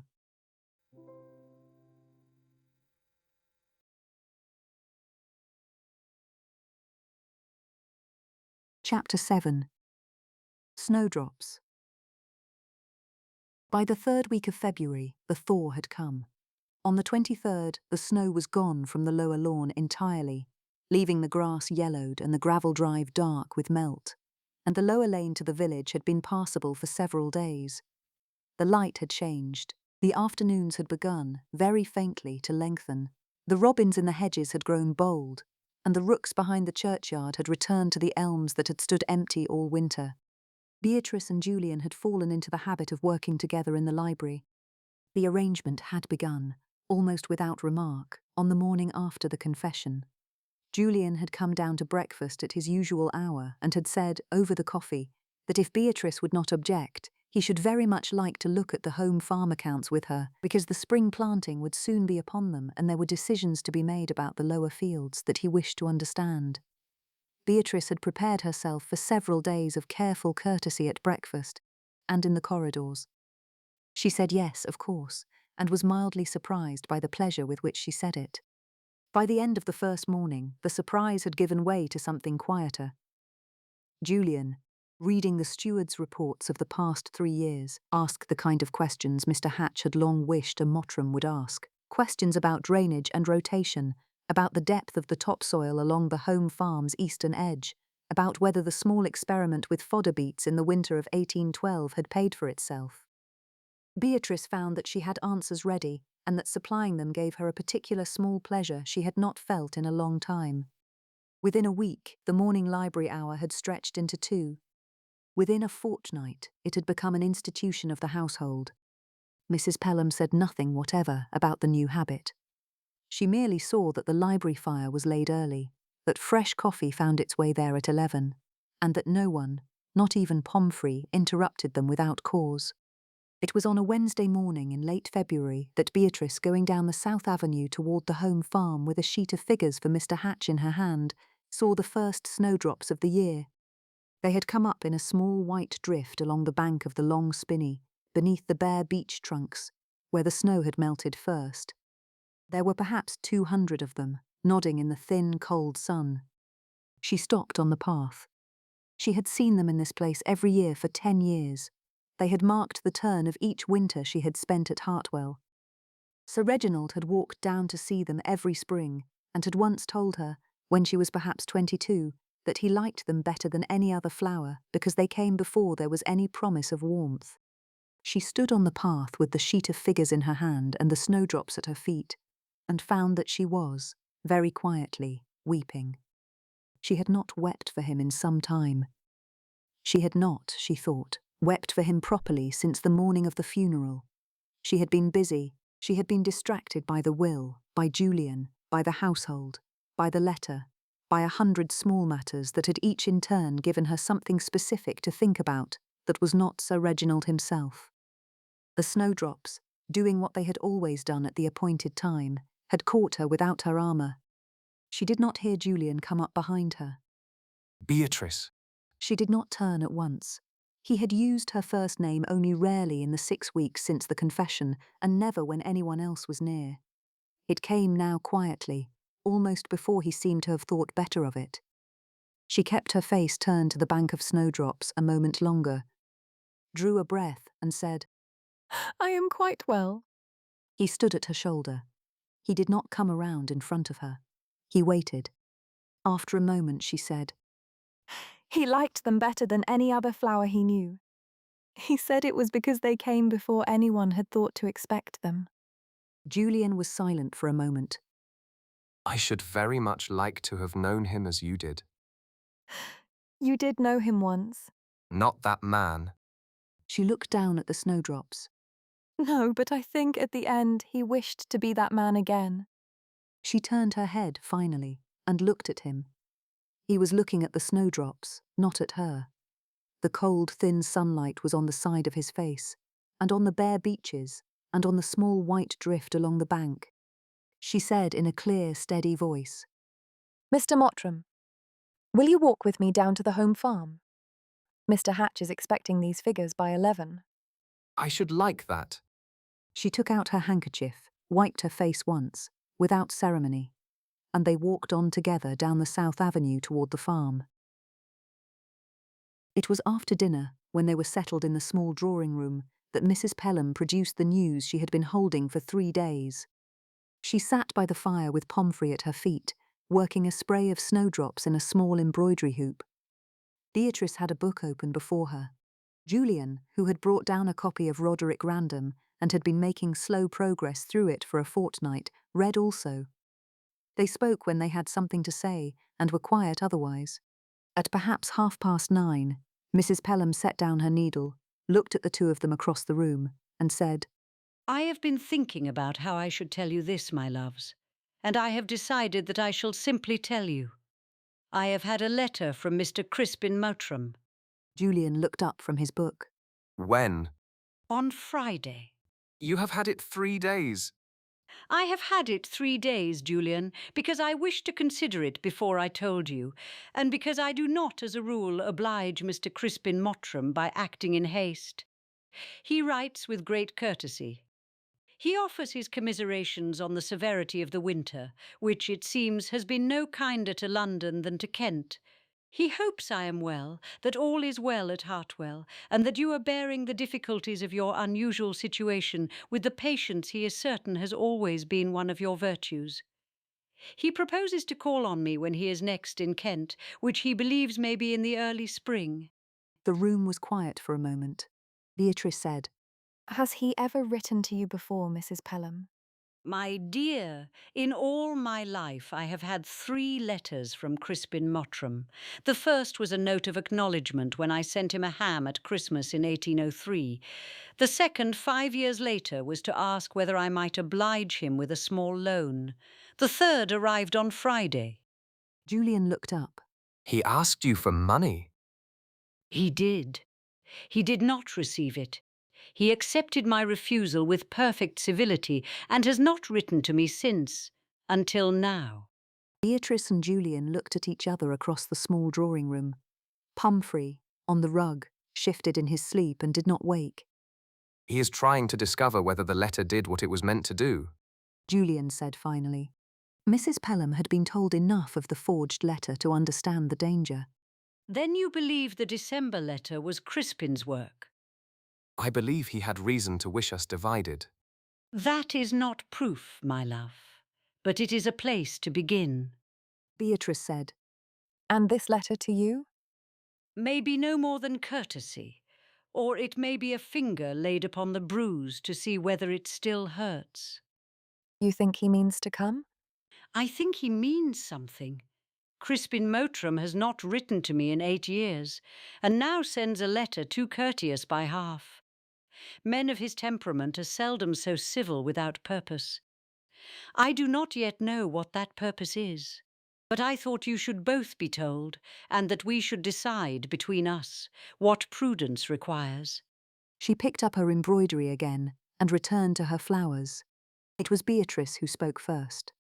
Mr. Mottram, I think you should go to London. Julian looked at her. The roads are passable now. I believe you should call on Mr. Pemberton in person and learn whether Mr. Crispin Mottram has made any inquiry about the will or about either of us. I think you should find Miss Caroline Welby, if you can, and discover whether she had any hand in the December letter, and I think you should go now while the roads are clear and before he has the chance to come calling on us. And you would have me leave you both here while I do it? I would have you do the thing most likely to help us. Mr. Hatch is within call, and the household is not so easily unsettled. Pumphrey is also here. Mrs. Pelham said, without looking up from her embroidery. Though I admit his usefulness in a crisis has not yet been tested. There, you see, we are quite defended. He looked at her for a long moment. Then I shall do as you ask. It was very nearly the end of February when Julian rode out for London. He rode Sir Reginald's tall bay gelding, with a small leather portmanteau strapped behind the saddle. In the pocket of his greatcoat, he carried a letter of introduction from Mrs. Pelham to an old friend of hers in Cavendish Square, and a list from Beatrice, written in her clean, decisive hand, of the precise questions he was to put to Mr. Pemberton.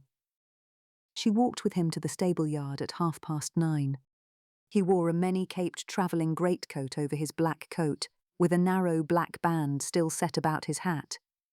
The gelding had been saddled and was being held by the groom. The morning was cold and clear, with a thin, pale sun coming up over the lower lawn, and the first faint breath of spring in the air despite the chill.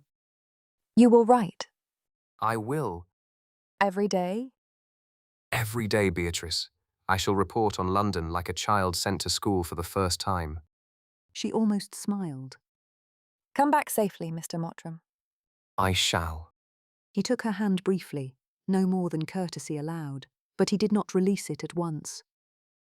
The groom was looking at the gelding. Mrs. Pelham stood at the front steps with Pumphrey at her ankles, watching from a polite distance. Beatrice did not look at any of them. She looked instead at Julian's gloved hand over hers, and found she could not, in that moment, have said anything else. He released her, mounted, and rode out of the stable yard at a steady pace.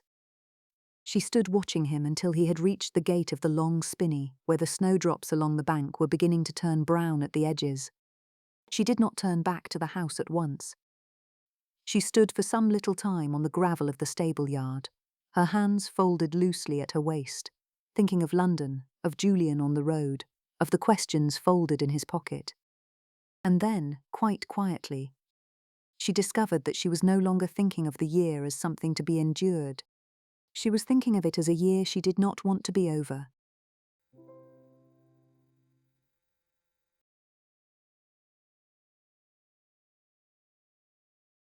Chapter 8. The Coffee Room. Hartwell House, in the absence of Mr. Julian Mottram, was discovered by Beatrice on the morning after his departure to be unbearably quiet. It was not a real quiet. The household made its usual noises. Mrs. Davies moved through the corridors with her usual brisk efficiency. Cook produced breakfast and luncheon and tea at their usual hours. Mr. Hatch came up at 10 with the steward's books, conducted his Wednesday business with Beatrice in the library, and went away again at 11 without comment. Mrs. Pelham took her place at the head of the breakfast table and at her chair by the small drawing-room fire, with Pomfrey at her feet, exactly as she had done every day for 4 months. The silence was not the absence of sound. It was the absence of a particular voice, in a particular chair, at a particular hour of the morning. It was the absence of one set of careful questions about the home farm accounts that Beatrice had become accustomed to answering. She had not expected to feel it so directly. After Mr. Hatch had gone, she remained in the library with a book open before her, and found that she had read the same page 3 times without taking in a word. The morning's business had been conducted with what she hoped was her usual competence, but the room did not settle when the steward left it. She sat at the desk for some time, looking at the place where the second chair had been pulled up to the table for the past fortnight, and decided that she would put the chair back where it belonged. The library at once became a different room, and not a better one. She went, in the afternoon, into Sir Reginald's study. She had not been into the study since the week of the funeral. At Mrs. Davies' direction, the room had been opened to the air each week and gently kept by one of the maids, with nothing moved beyond what care required. The papers on the desk had been gone through in October. The urgent ones forwarded to Mr. Pemberton. The personal ones placed in the small mahogany cabinet by the window. The room had otherwise been left as Sir Reginald had last left it, with his pipes in the rack and his slippers under the desk and his small reading chair drawn up to the fire. The fire was not lit. The room was cold. Beatrice walked along the bookshelves slowly, with her hand resting against the worn green leather spines. There were perhaps 2,000 volumes in the room. Sir Reginald had read most of them. In the final years of his life, when print had become a labour to him, she had often read aloud to him in the evenings. They had finished Tom Jones together only a few weeks before his death. She came to the small shelf above the writing desk where he had kept the books he had liked best, and she took down a small, worn volume bound in calf, with its title rubbed almost off the spine. Poems by William Cowper. Sir Reginald had kept this one near him in the evenings, and she had more than once passed the study door and heard his voice within, low and absorbed, speaking a line aloud for the pleasure of its sound. She opened it. The book fell open at the task, which had been his favourite, and at a passage in Book 1 that had been marked, with the smallest pencil tick in the margin, in his own hand. Domestic happiness, thou only bliss, of paradise that has survived the fall. She looked at the small pencil tick for some little time, with the cold afternoon light falling through the window across the page. Then she sat down in his reading chair with the book in her lap and wept. She did not weep for very long. She wept properly, as a young woman of 28 may weep when there is no one to see her. And then she dried her eyes and cheeks with her handkerchief and closed the book and put it back on the shelf. She had thought Sir Reginald had left her only a duty, Hartwell to guard, accounts to balance, promises to keep. Now she wondered whether he had also left her a household in which she might belong. She went out of the study and asked Mrs. Davies to have the fire lit there in the mornings from now on. There was no good reason, she said, for the room to be cold. That night at dinner, Mrs. Pelham, who had been watching her quietly all afternoon, said, "He has not been gone so very long, Beatrice. I am aware of that, Mrs. Pelham. He means to return as soon as he may. He does. And he will write." He will. Mrs. Pelham reached across the corner of the small table, took Beatrice's hand briefly in her own, and let it go again. Pomfrey, at her feet, registered the small movement with one ear, considered whether it concerned him, and returned to his supper of minced chicken, cream, and the choicest shreds of cold partridge on a china saucer, which Mrs. Pelham maintained was necessary for his nerves. The coffee room at Brooks, one of the great gentlemen's clubs of St. James's Street, was on the first floor at the front of the house, with 3 tall windows looking down into the street, and a marble fireplace on the inner wall, in which a small fire was burning against the chill of an early March morning. Julian had taken a small table near the fire and ordered coffee. He had been in town 2 days. He had seen Mr. Pemberton on the morning after his arrival, had spent an hour and a quarter in his rooms in Lincoln's Inn going through the precise terms of the will and asking whether any questions had lately been put to him concerning Hartwell, and had been reassured on every point that mattered. He had also called upon an old club acquaintance with private rooms in Albany, a man who knew the neighbouring streets and their lodging-houses better than Julian did, and who could ask after a name without appearing to ask too much. The December letter had given only the vague direction of Albemarle's Street. By that evening, Julian had learned that no Miss Caroline Welby was known at any lodging-house or receiving office there, nor at the most likely houses in the streets adjoining it, and that no one of that name had received correspondence there within the last 12-month. The forgery was confirmed. He had a 3rd day's business still to attend to. A final visit to Mr. Pemberton, 2 debts to settle, and a call to make upon an old-school friend, now a vicar in Soho. Then he would ride for Hartwell at first light on the morning of the 4th day. He was reading the Morning Chronicle and waiting for his coffee when one of the club servants came to his table with a card on a small salver. "Mr. Crispin Mottram asks whether you will receive him, sir." Julian took the card. Mr. Crispin Mottram. For a moment he only looked at the name. That Crispin should have entrance to Brooks was not impossible, but Julian disliked learning it before his coffee had even arrived. "I shall receive him." The servant withdrew. A minute later, a tall, lean man of perhaps 45 crossed the coffee room, with thinning sandy hair combed forward in the manner of a barrister, pale blue-grey eyes set rather close together, and a thin-lipped mouth arranged in a half-smile that did not extend to his eyes. He wore a severely cut black tailcoat, a charcoal waistcoat, and a heavy gold watch chain. A black ribbon-tied portfolio of papers was held beneath one arm. "Mr. Mottram," he said. "I am obliged to you for receiving me." Julian rose, not because he wished to, but because the room was Brooks and manners were still manners. "Mr. Crispin Mottram, I take it." "At your service, cousin." "We have not been introduced, sir." "We have not, but this is a small enough world, and Brooks's a small enough room, that I had hoped you would forgive the irregularity. May I sit?" Julian regarded him for a moment. "You may." "Thank you." The waiter brought Julian's coffee. Crispin ordered his own.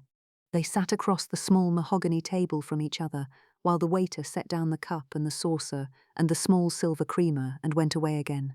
Julian felt, quite distinctly, as if a window had been opened on a cold day, the small prickle along the back of his neck that he had once felt at faro tables in his younger years, when a man across from him had made a particular kind of bid.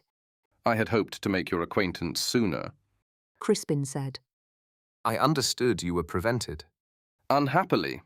The courts are jealous masters. I wrote, of course, when Sir Reginald died. I hope my letter was received." "It was." "I am glad of it. I wrote again afterward to Mrs. Pelham, a private note. She answered me very kindly some weeks ago.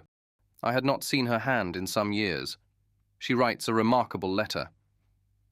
Julian set down his spoon. It made no sound against the saucer, which pleased him.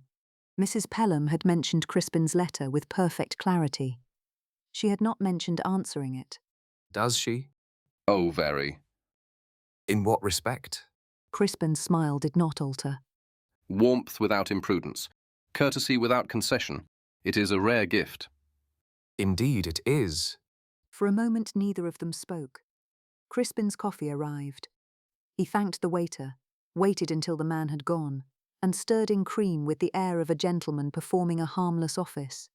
I'm glad to have found you in London, He said. Found me? A figure of speech. One hears things. Mr. Pemberton's offices are not, I gather, so remote from the world as to prevent all mention of a client's arrival. You have been listening closely. Only with professional interest. Professional.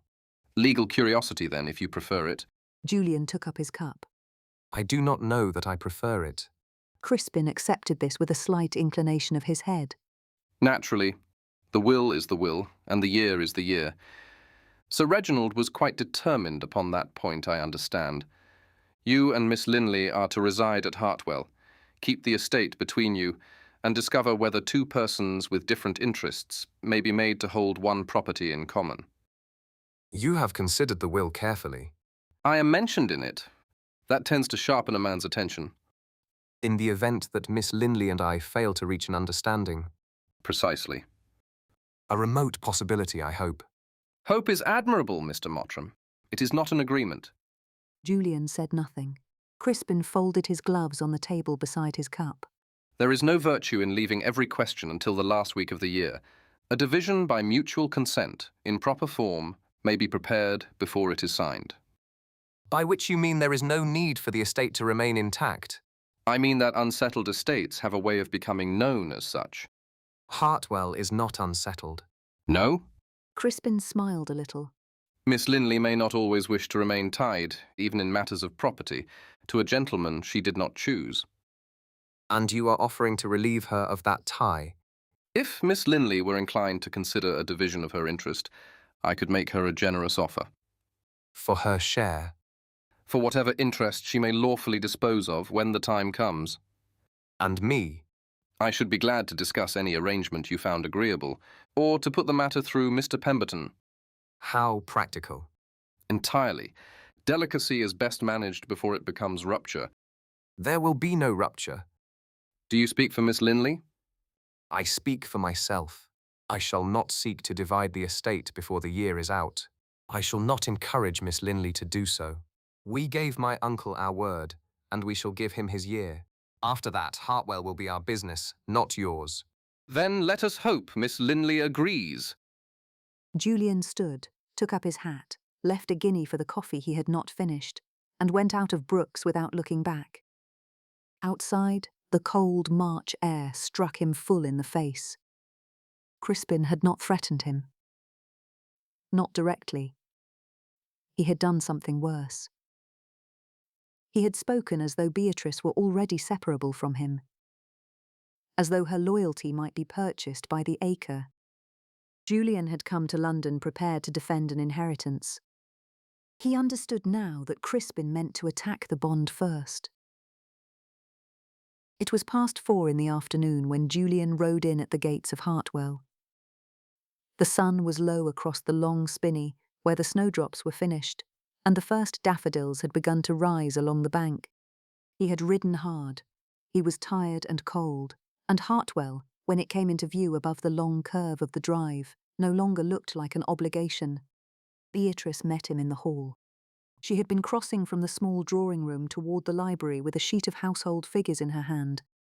When the front door opened and Julian came in, wearing his travelling coat, with the cold of the road on his face, she stopped. Mr. Mottram.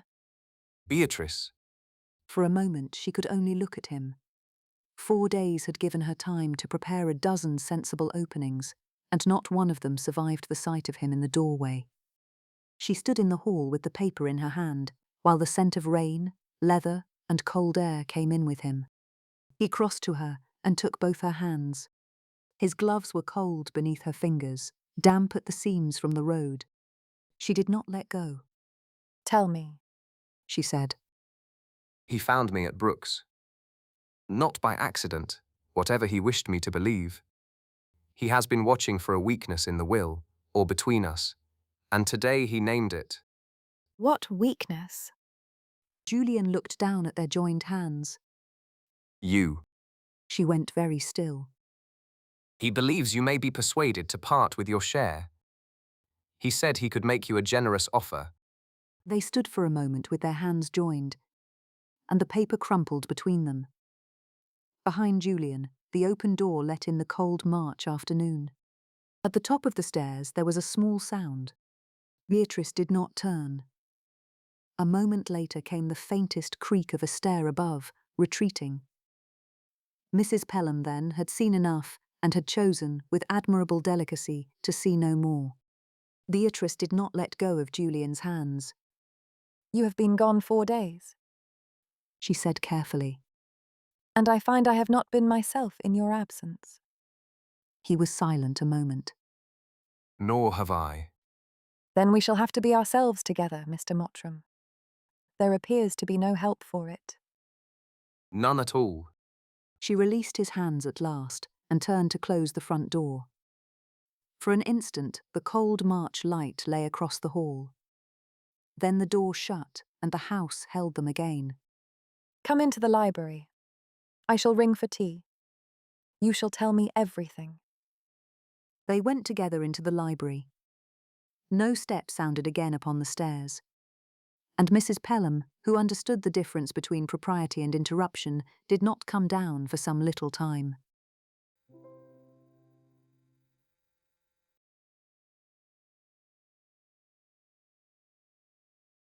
Chapter 9.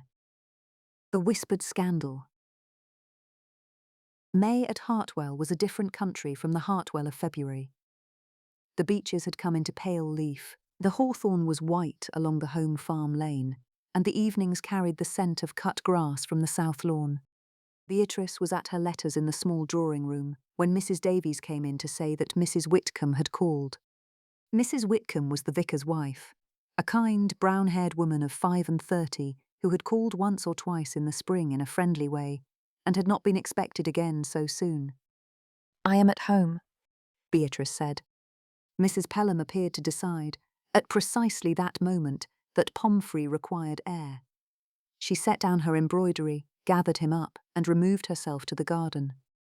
Mrs. Whitcomb was shown in wearing her second-best bonnet, which Beatrice noticed at once, because a second-best bonnet on a Thursday afternoon meant the call had been decided upon at home and not on the impulse of a passing walk. Her colour was a little high. She accepted her tea with both hands, as though it gave her something to hold. Dear Miss Linley, I have lain awake 2 nights. I think one ought to speak in such a case. Please do. It concerns Mr. Mottram. There is a story going about the village. I have heard it from 3 different persons this week, Miss Linley, and the trail of it leads back to a single afternoon, last Tuesday, when a gentleman down from London on the stage stopped here between coaches for some 4 hours. He took refreshment at the inn, sent a letter from the post office, made some small purchase at the baker's, and was remarked everywhere for his pleasant manners and his readiness to converse. By the time his coach went on, he had told the same story in 3 places. That Mr. Mottram's debts in town are very considerable, much larger than is understood, and that he was in London in March, not upon estate business, but to put off his creditors for another quarter, and that you, Miss Linley, are being kept in ignorance of it, deliberately, by him. She set down her cup. I do not believe it. Let me say that plainly. A man who sees old Hannah Pike's arrears paid, and quietly too, is not the sort of man I'm easily persuaded to think ill of. I could not be easy until you knew. Beatrice was silent a moment. She was aware of several things at once. That Mrs. Whitcomb had come at real cost, that the story had been built carefully upon Julian's London journey, which was true, and upon something that was not. That this was Crispin's hand. She did not need to be told. And beneath it all, a small steady flame of anger burned at the man who had thought her loyalty could be loosened by village whispers. She was quiet a moment longer, then spoke. Mrs. Whitcomb, I am more grateful to you than I can easily say. As to Mr. Mottram's affairs, I will say only this. He has had my full confidence these many months, and he has it still. The story is not true, and I shall be obliged to anyone who, hearing it, says so. Mrs. Whitcomb's colour began to settle. I had hoped it must be so, but to hear you say it is a different thing. She did not stay much longer. When her gig had gone down the drive, Beatrice stood for some moments in the hall while the afternoon sun lay in a long bright bar across the flagstones. Mrs. Pelham came back with Pomfrey at her heels and a sprig of rosemary in her hand. She looked at Beatrice's face and did not ask. He is in the library, she said. He has been there since 3. Thank you. Beatrice went to the library. Julian was at the long table by the window, the steward's books open before him. He looked up as she came in. Whatever he saw in her face brought him to his feet before she had crossed half the room. Beatrice, what has happened? Mrs. Whitcomb has just been here. The vicar's wife? Yes. She came to the table and stood with her hand on the back of the second chair, the chair that had its place there now. There is a story in the village that your debts in town are very large, that you went to London, not upon estate business, but to put off your creditors, and that I am being kept in ignorance of it by you. He did not flinch. He did not redden. He stood quite still on the other side of the table, and the only thing that moved in his face was something behind the eyes, a brief, hard recognition, as a man recognizes a hand he has seen before. Crispin! Yes. And you have come to tell me before I heard it elsewhere. I told her it was not true. I tell you now because you have a right to know what is being said of you, and because we shall need to decide together what to do. He was silent a moment.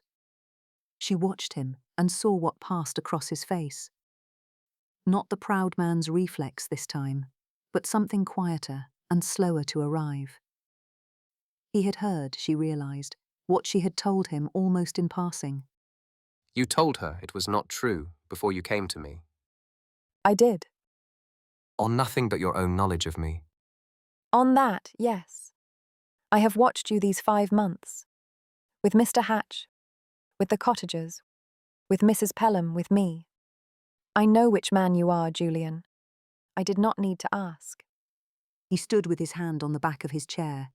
He was a man, she thought, unaccustomed to being defended. She had rendered him a kindness he had not known he needed until it was given. Thank you, Beatrice. There is no thanks owing. There is. You will allow me to know what is owing and what is not. He went to the cabinet beside the desk, unlocked the lower drawer, and brought out a leather portfolio she had never seen before. He set it on the table between them and opened it. My accounts, he said, from my majority to this morning. Every debt I have ever contracted, every debt I have paid, every receipt. I had meant by the end of the year to put these before you in any case. You shall have them now. Julian, I do not need them. I know you do not. That is why I wish you to have them. She sat down. He sat down opposite her. He turned the pages for her himself, slowly, and named each one as it came. There had been debts. He did not soften them. He had served through the Peninsula and at Waterloo, and had sold out the autumn after, when the army was being reduced, and there was no longer use for a cavalry captain. There had been a year and more then, when he had drunk more than he should and played higher than he could afford. The stories from that time were ugly, and worse for being consistent. Then, almost abruptly, he had stopped, and from then on, there was nothing but the slow, methodical labour of paying down what he owed. The last of it had been settled at Mr. Pemberton's in March, on the 3rd day of his London visit. There was a receipt for it. She remembered the day. He had come back from London the same evening, and had stood in the hall and told her about Crispin at Brooks, and she had not asked him what else he had done in town. You did not tell me. No. Why? He looked at her steadily. Because I wished you to know me first, and the debts after. I did not wish to be measured by a ledger before I had the chance to be known. She was quiet a long moment. Mr. Mottram, I should have known none of this and believed you all the same, but I am glad to have seen them, not because I needed them, because you wished me to. He let out a breath she had not seen him take. She closed the portfolio gently and set her hand on the cover. We shall meet whatever Crispin sends next, together, if you will have it so. There is no other way I would have it. They came out into the rose garden after dinner, when the long May light still lay along the south wall, and the first of the early roses had begun to open. Mrs. Pelham, pleading a letter to write, had not joined them. Pomfrey had spent the last quarter of an hour making hopeful inquiries about a walk, and when Beatrice and Julian rose to leave the room, he woke fully to his opportunity, shook himself, and trotted after them as if the expedition had been arranged entirely for his benefit. They walked the gravel path slowly. Julian did not offer his arm at first. When at last he did, she took it without remark, as though she had been waiting for it without knowing. At the sundial, where the path turned, he stopped. Beatrice, Yes? I have something to ask you, and I had rather ask it now than later.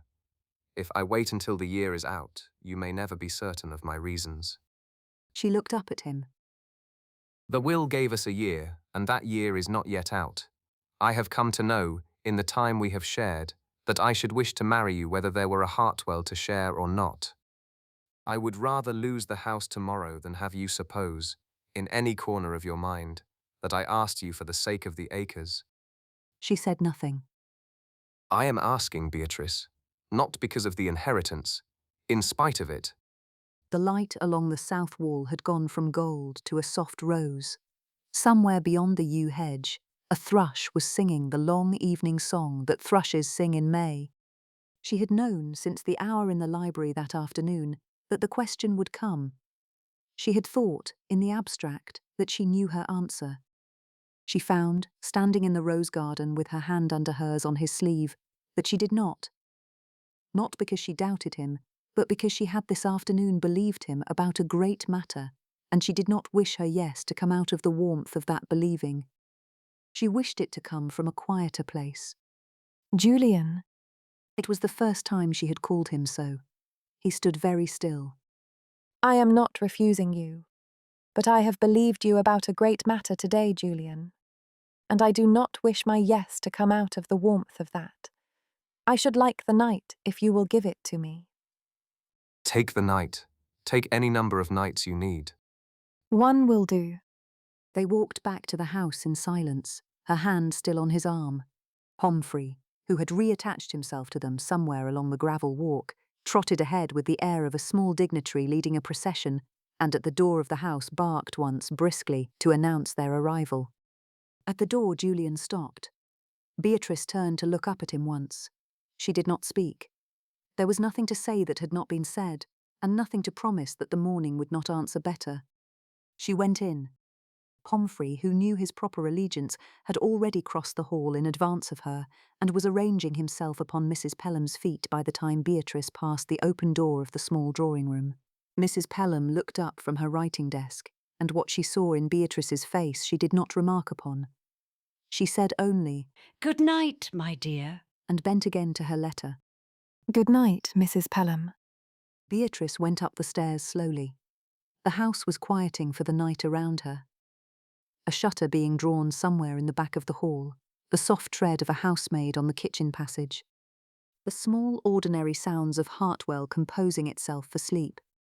In her own room she set down the candle, closed the door, and stood for some moments at the window looking out into the May darkness, where the scent of the roses still came faintly up from the garden below. She had been given a question to answer. She had asked for the night to answer it in. The night was now hers. Below, in the library, Julian sat down in the second chair, the one that had come to belong at the table, and settled to wait out the night as a soldier waits, without impatience, without certainty, and without any wish to be anywhere else in the world.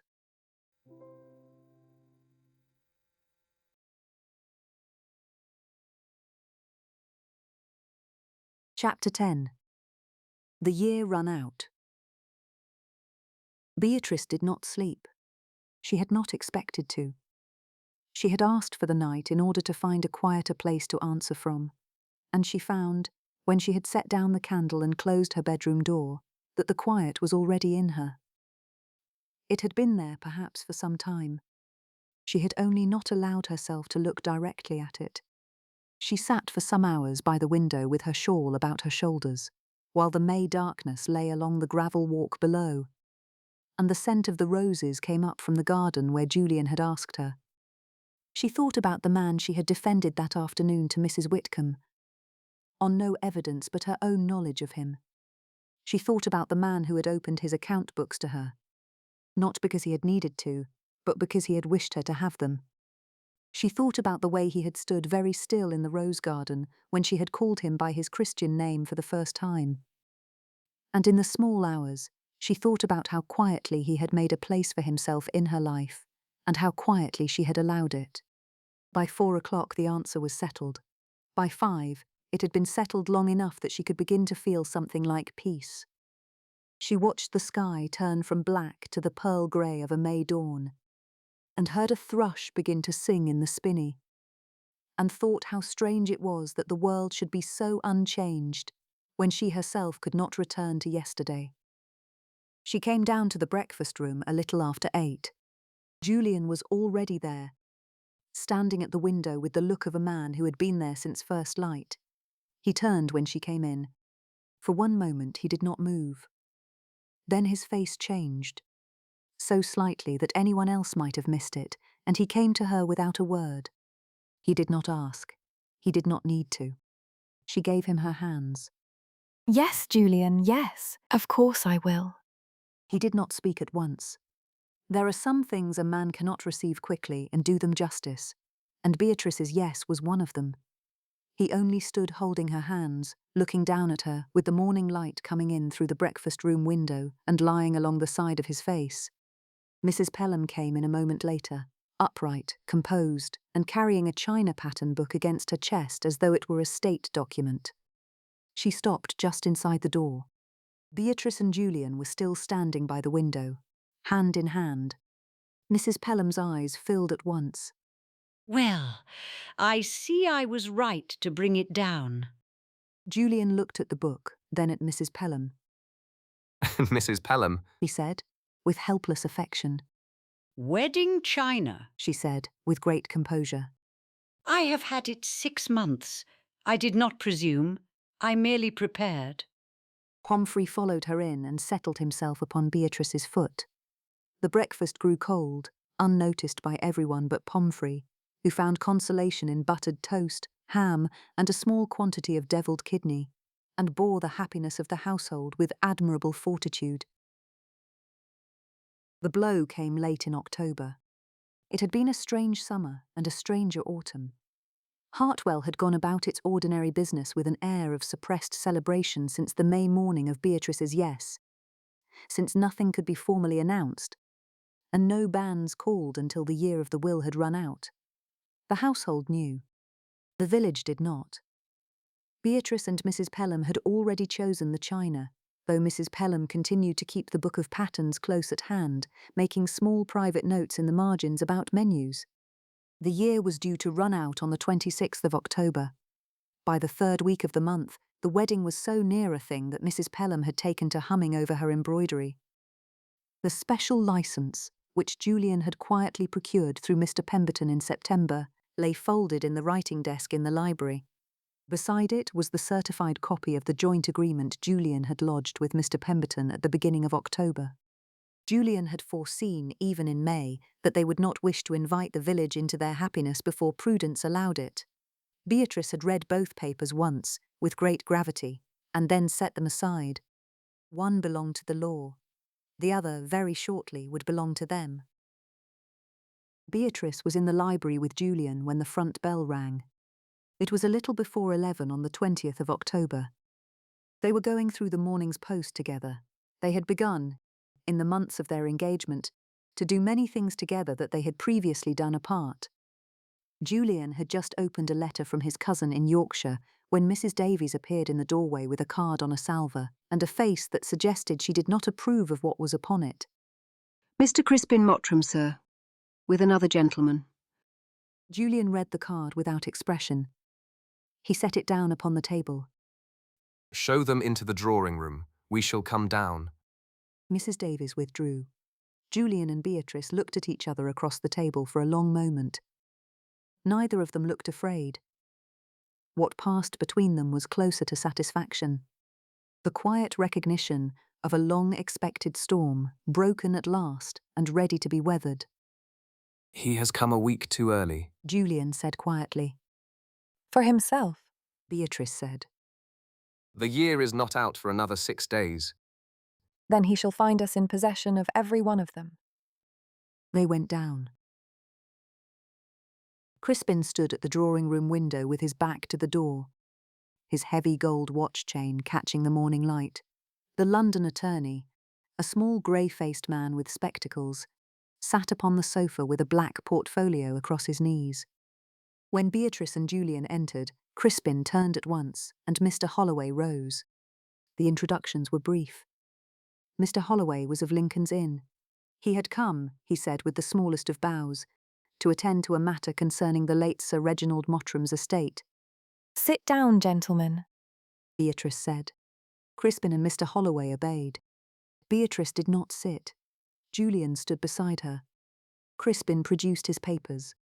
He spoke with great courtesy, and with the same thin half-smile Julian remembered from Brooks. His case, as he presented it, was simple. The year should be reckoned from Sir Reginald's death, not from the reading of the will. By that calculation, the term had already expired. No agreement, Crispin said, had been signed and lodged with the solicitor. The estate had therefore passed to the next named beneficiary, to him.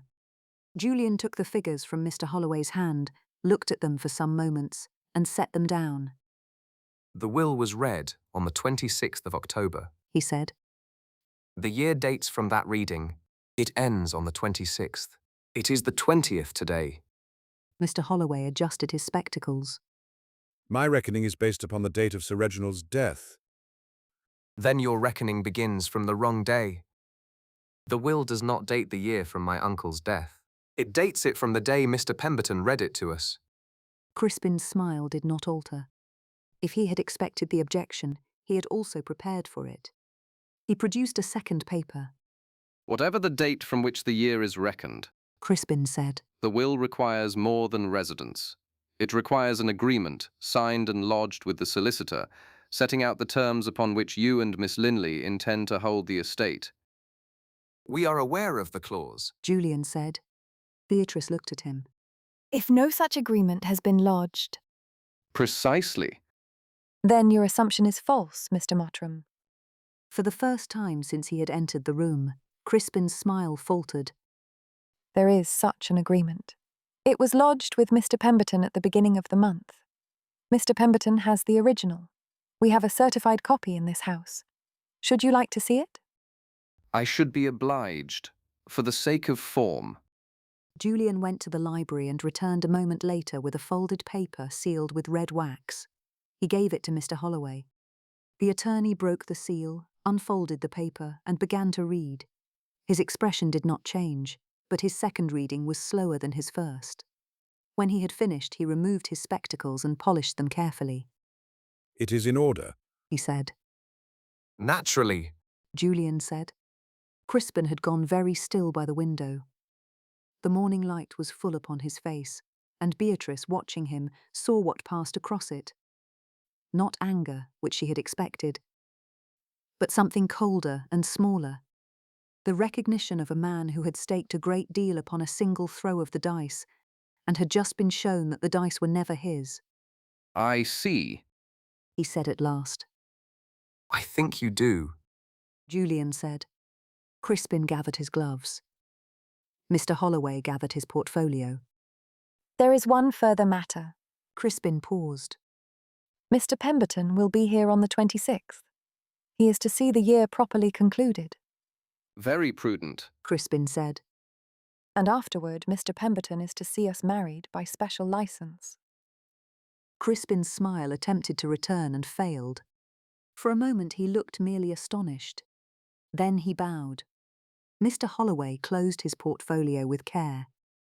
Miss Linley, Mr. Mottram, He said, bowing to each in turn. I regret the intrusion. Crispin gave him a sharp glance but said nothing. They were shown to the door by Mrs. Davies, who had been waiting in the hall with the particular composure of a housekeeper who had decided it would be a pleasure to see certain persons off the premises herself. The carriage went down the drive. The dust settled on the gravel. The morning went on. In the library, Julian and Beatrice stood for some moments in silence. Then Julian reached for her, and Beatrice stepped into his arms as if the answer had been waiting in both of them. He held her with his cheek against her hair while the carriage faded down the avenue, and the house around them returned, by degrees, to its ordinary October quiet. 6 days. 6 days. And then Hartwell is beyond him. Yes. The year is not out for us, but it is over for him. At luncheon, Julian had asked whether she would walk down to the church with him. There was something there he wished to show her, he said, and he gave no explanation beyond that. Beatrice had learned not to press him for what he was not yet ready to give. She said only that she would be glad to. The afternoon was warm for late October and very still. The beeches in the avenue had gone to their last gold, and the light lay in long bars across the gravel as Beatrice and Julian came down from the house. They went first to the church. It stood at the foot of the lower park, behind a low flint wall and a wooden gate that creaked when Julian opened it for her. The churchyard was quiet. A robin moved somewhere in the hedge, and the grass had been newly scythed for autumn.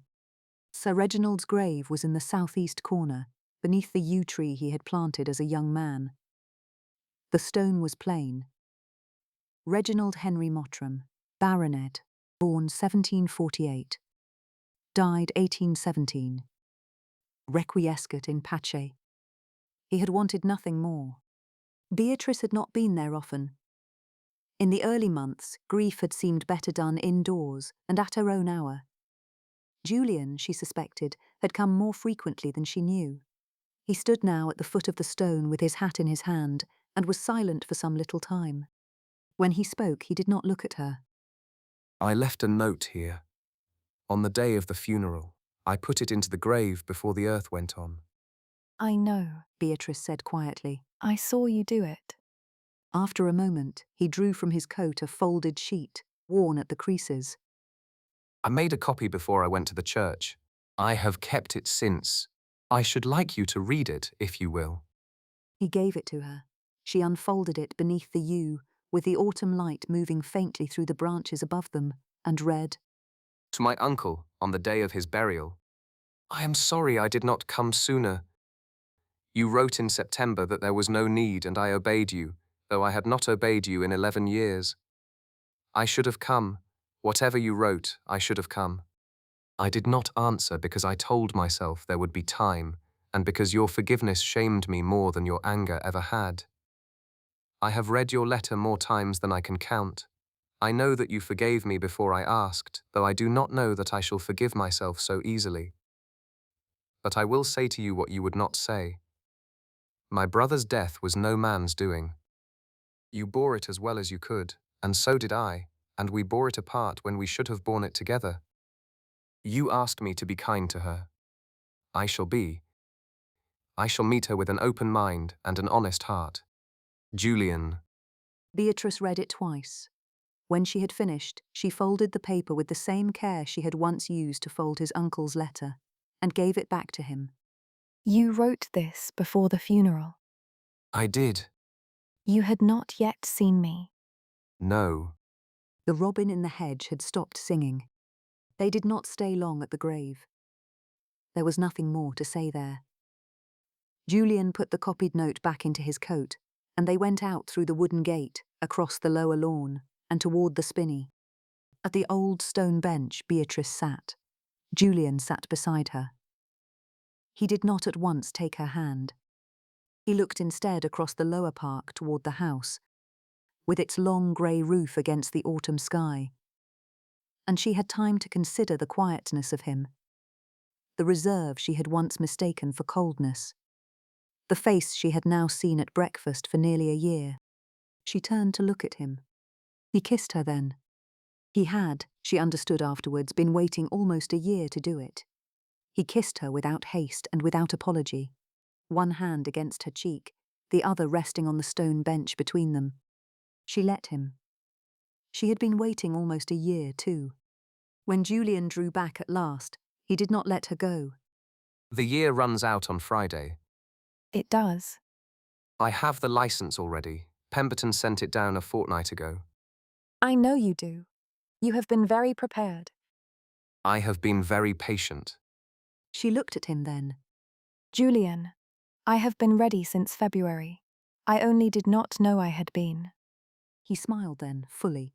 Not the small private smile she had come to know, but one that reached his eyes and changed him, briefly, into the man he might have been before his brother's death, and before 11 years of estrangement had taught him to hold himself apart. She could not bear, after that, to let him be solemn again. She lifted her hand to his face and kissed him. He went very still for the first instant, as though even now he had not expected her to come to him so freely. Then his hand closed over hers, and the astonishment in his face gave way to happiness. When she drew back, he was smiling. They sat upon the bench a little longer. The light along the spinney path went from gold to the soft amber of late October. Somewhere beyond the hedge, a wood pigeon began to call. Above them, the beech leaves lifted and settled, and the afternoon was still.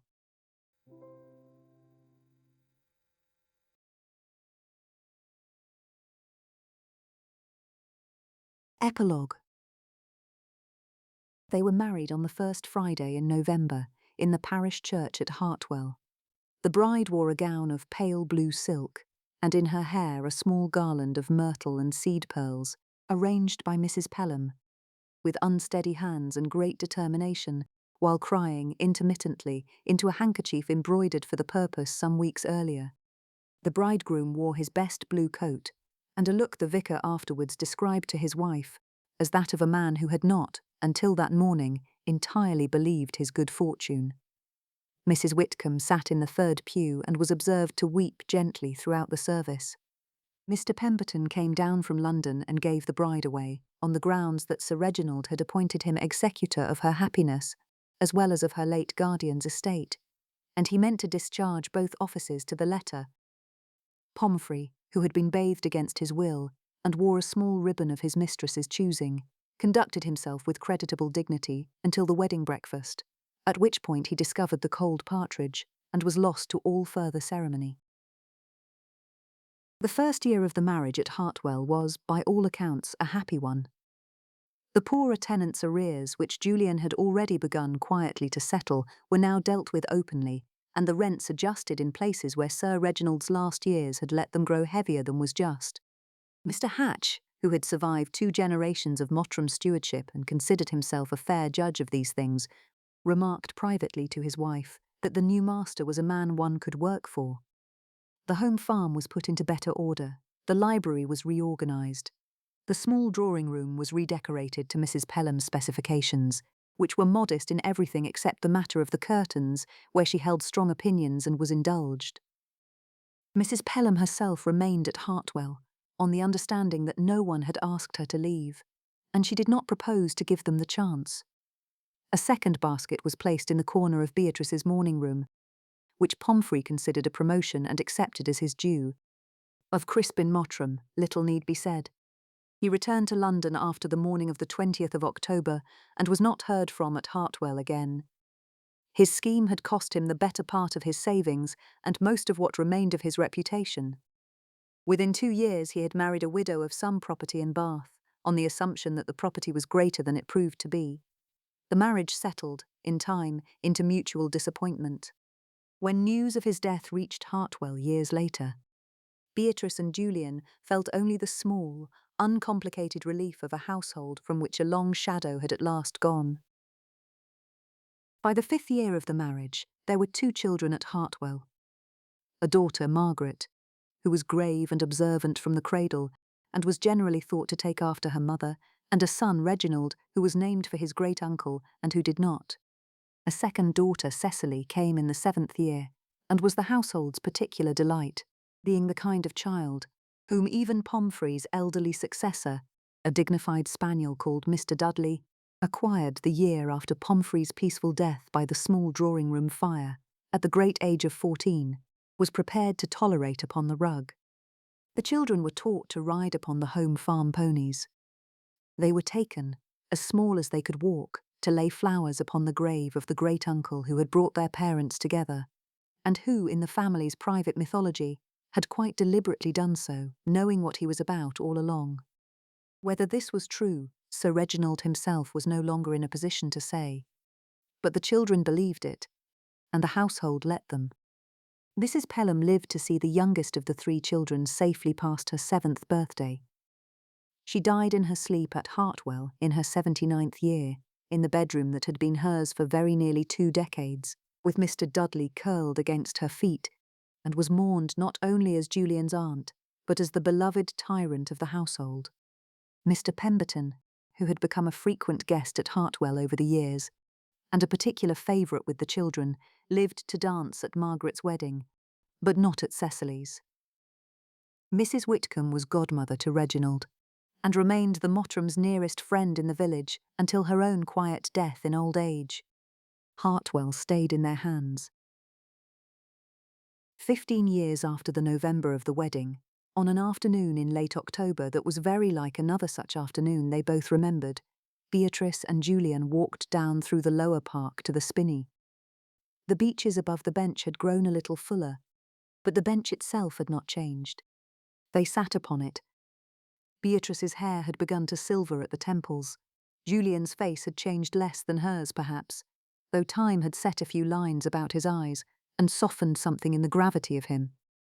He took her hand without ceremony, in the way of a man who had been taking the same hand without ceremony for 15 years, and they sat in companionable silence and watched the late autumn light come down through the leaves.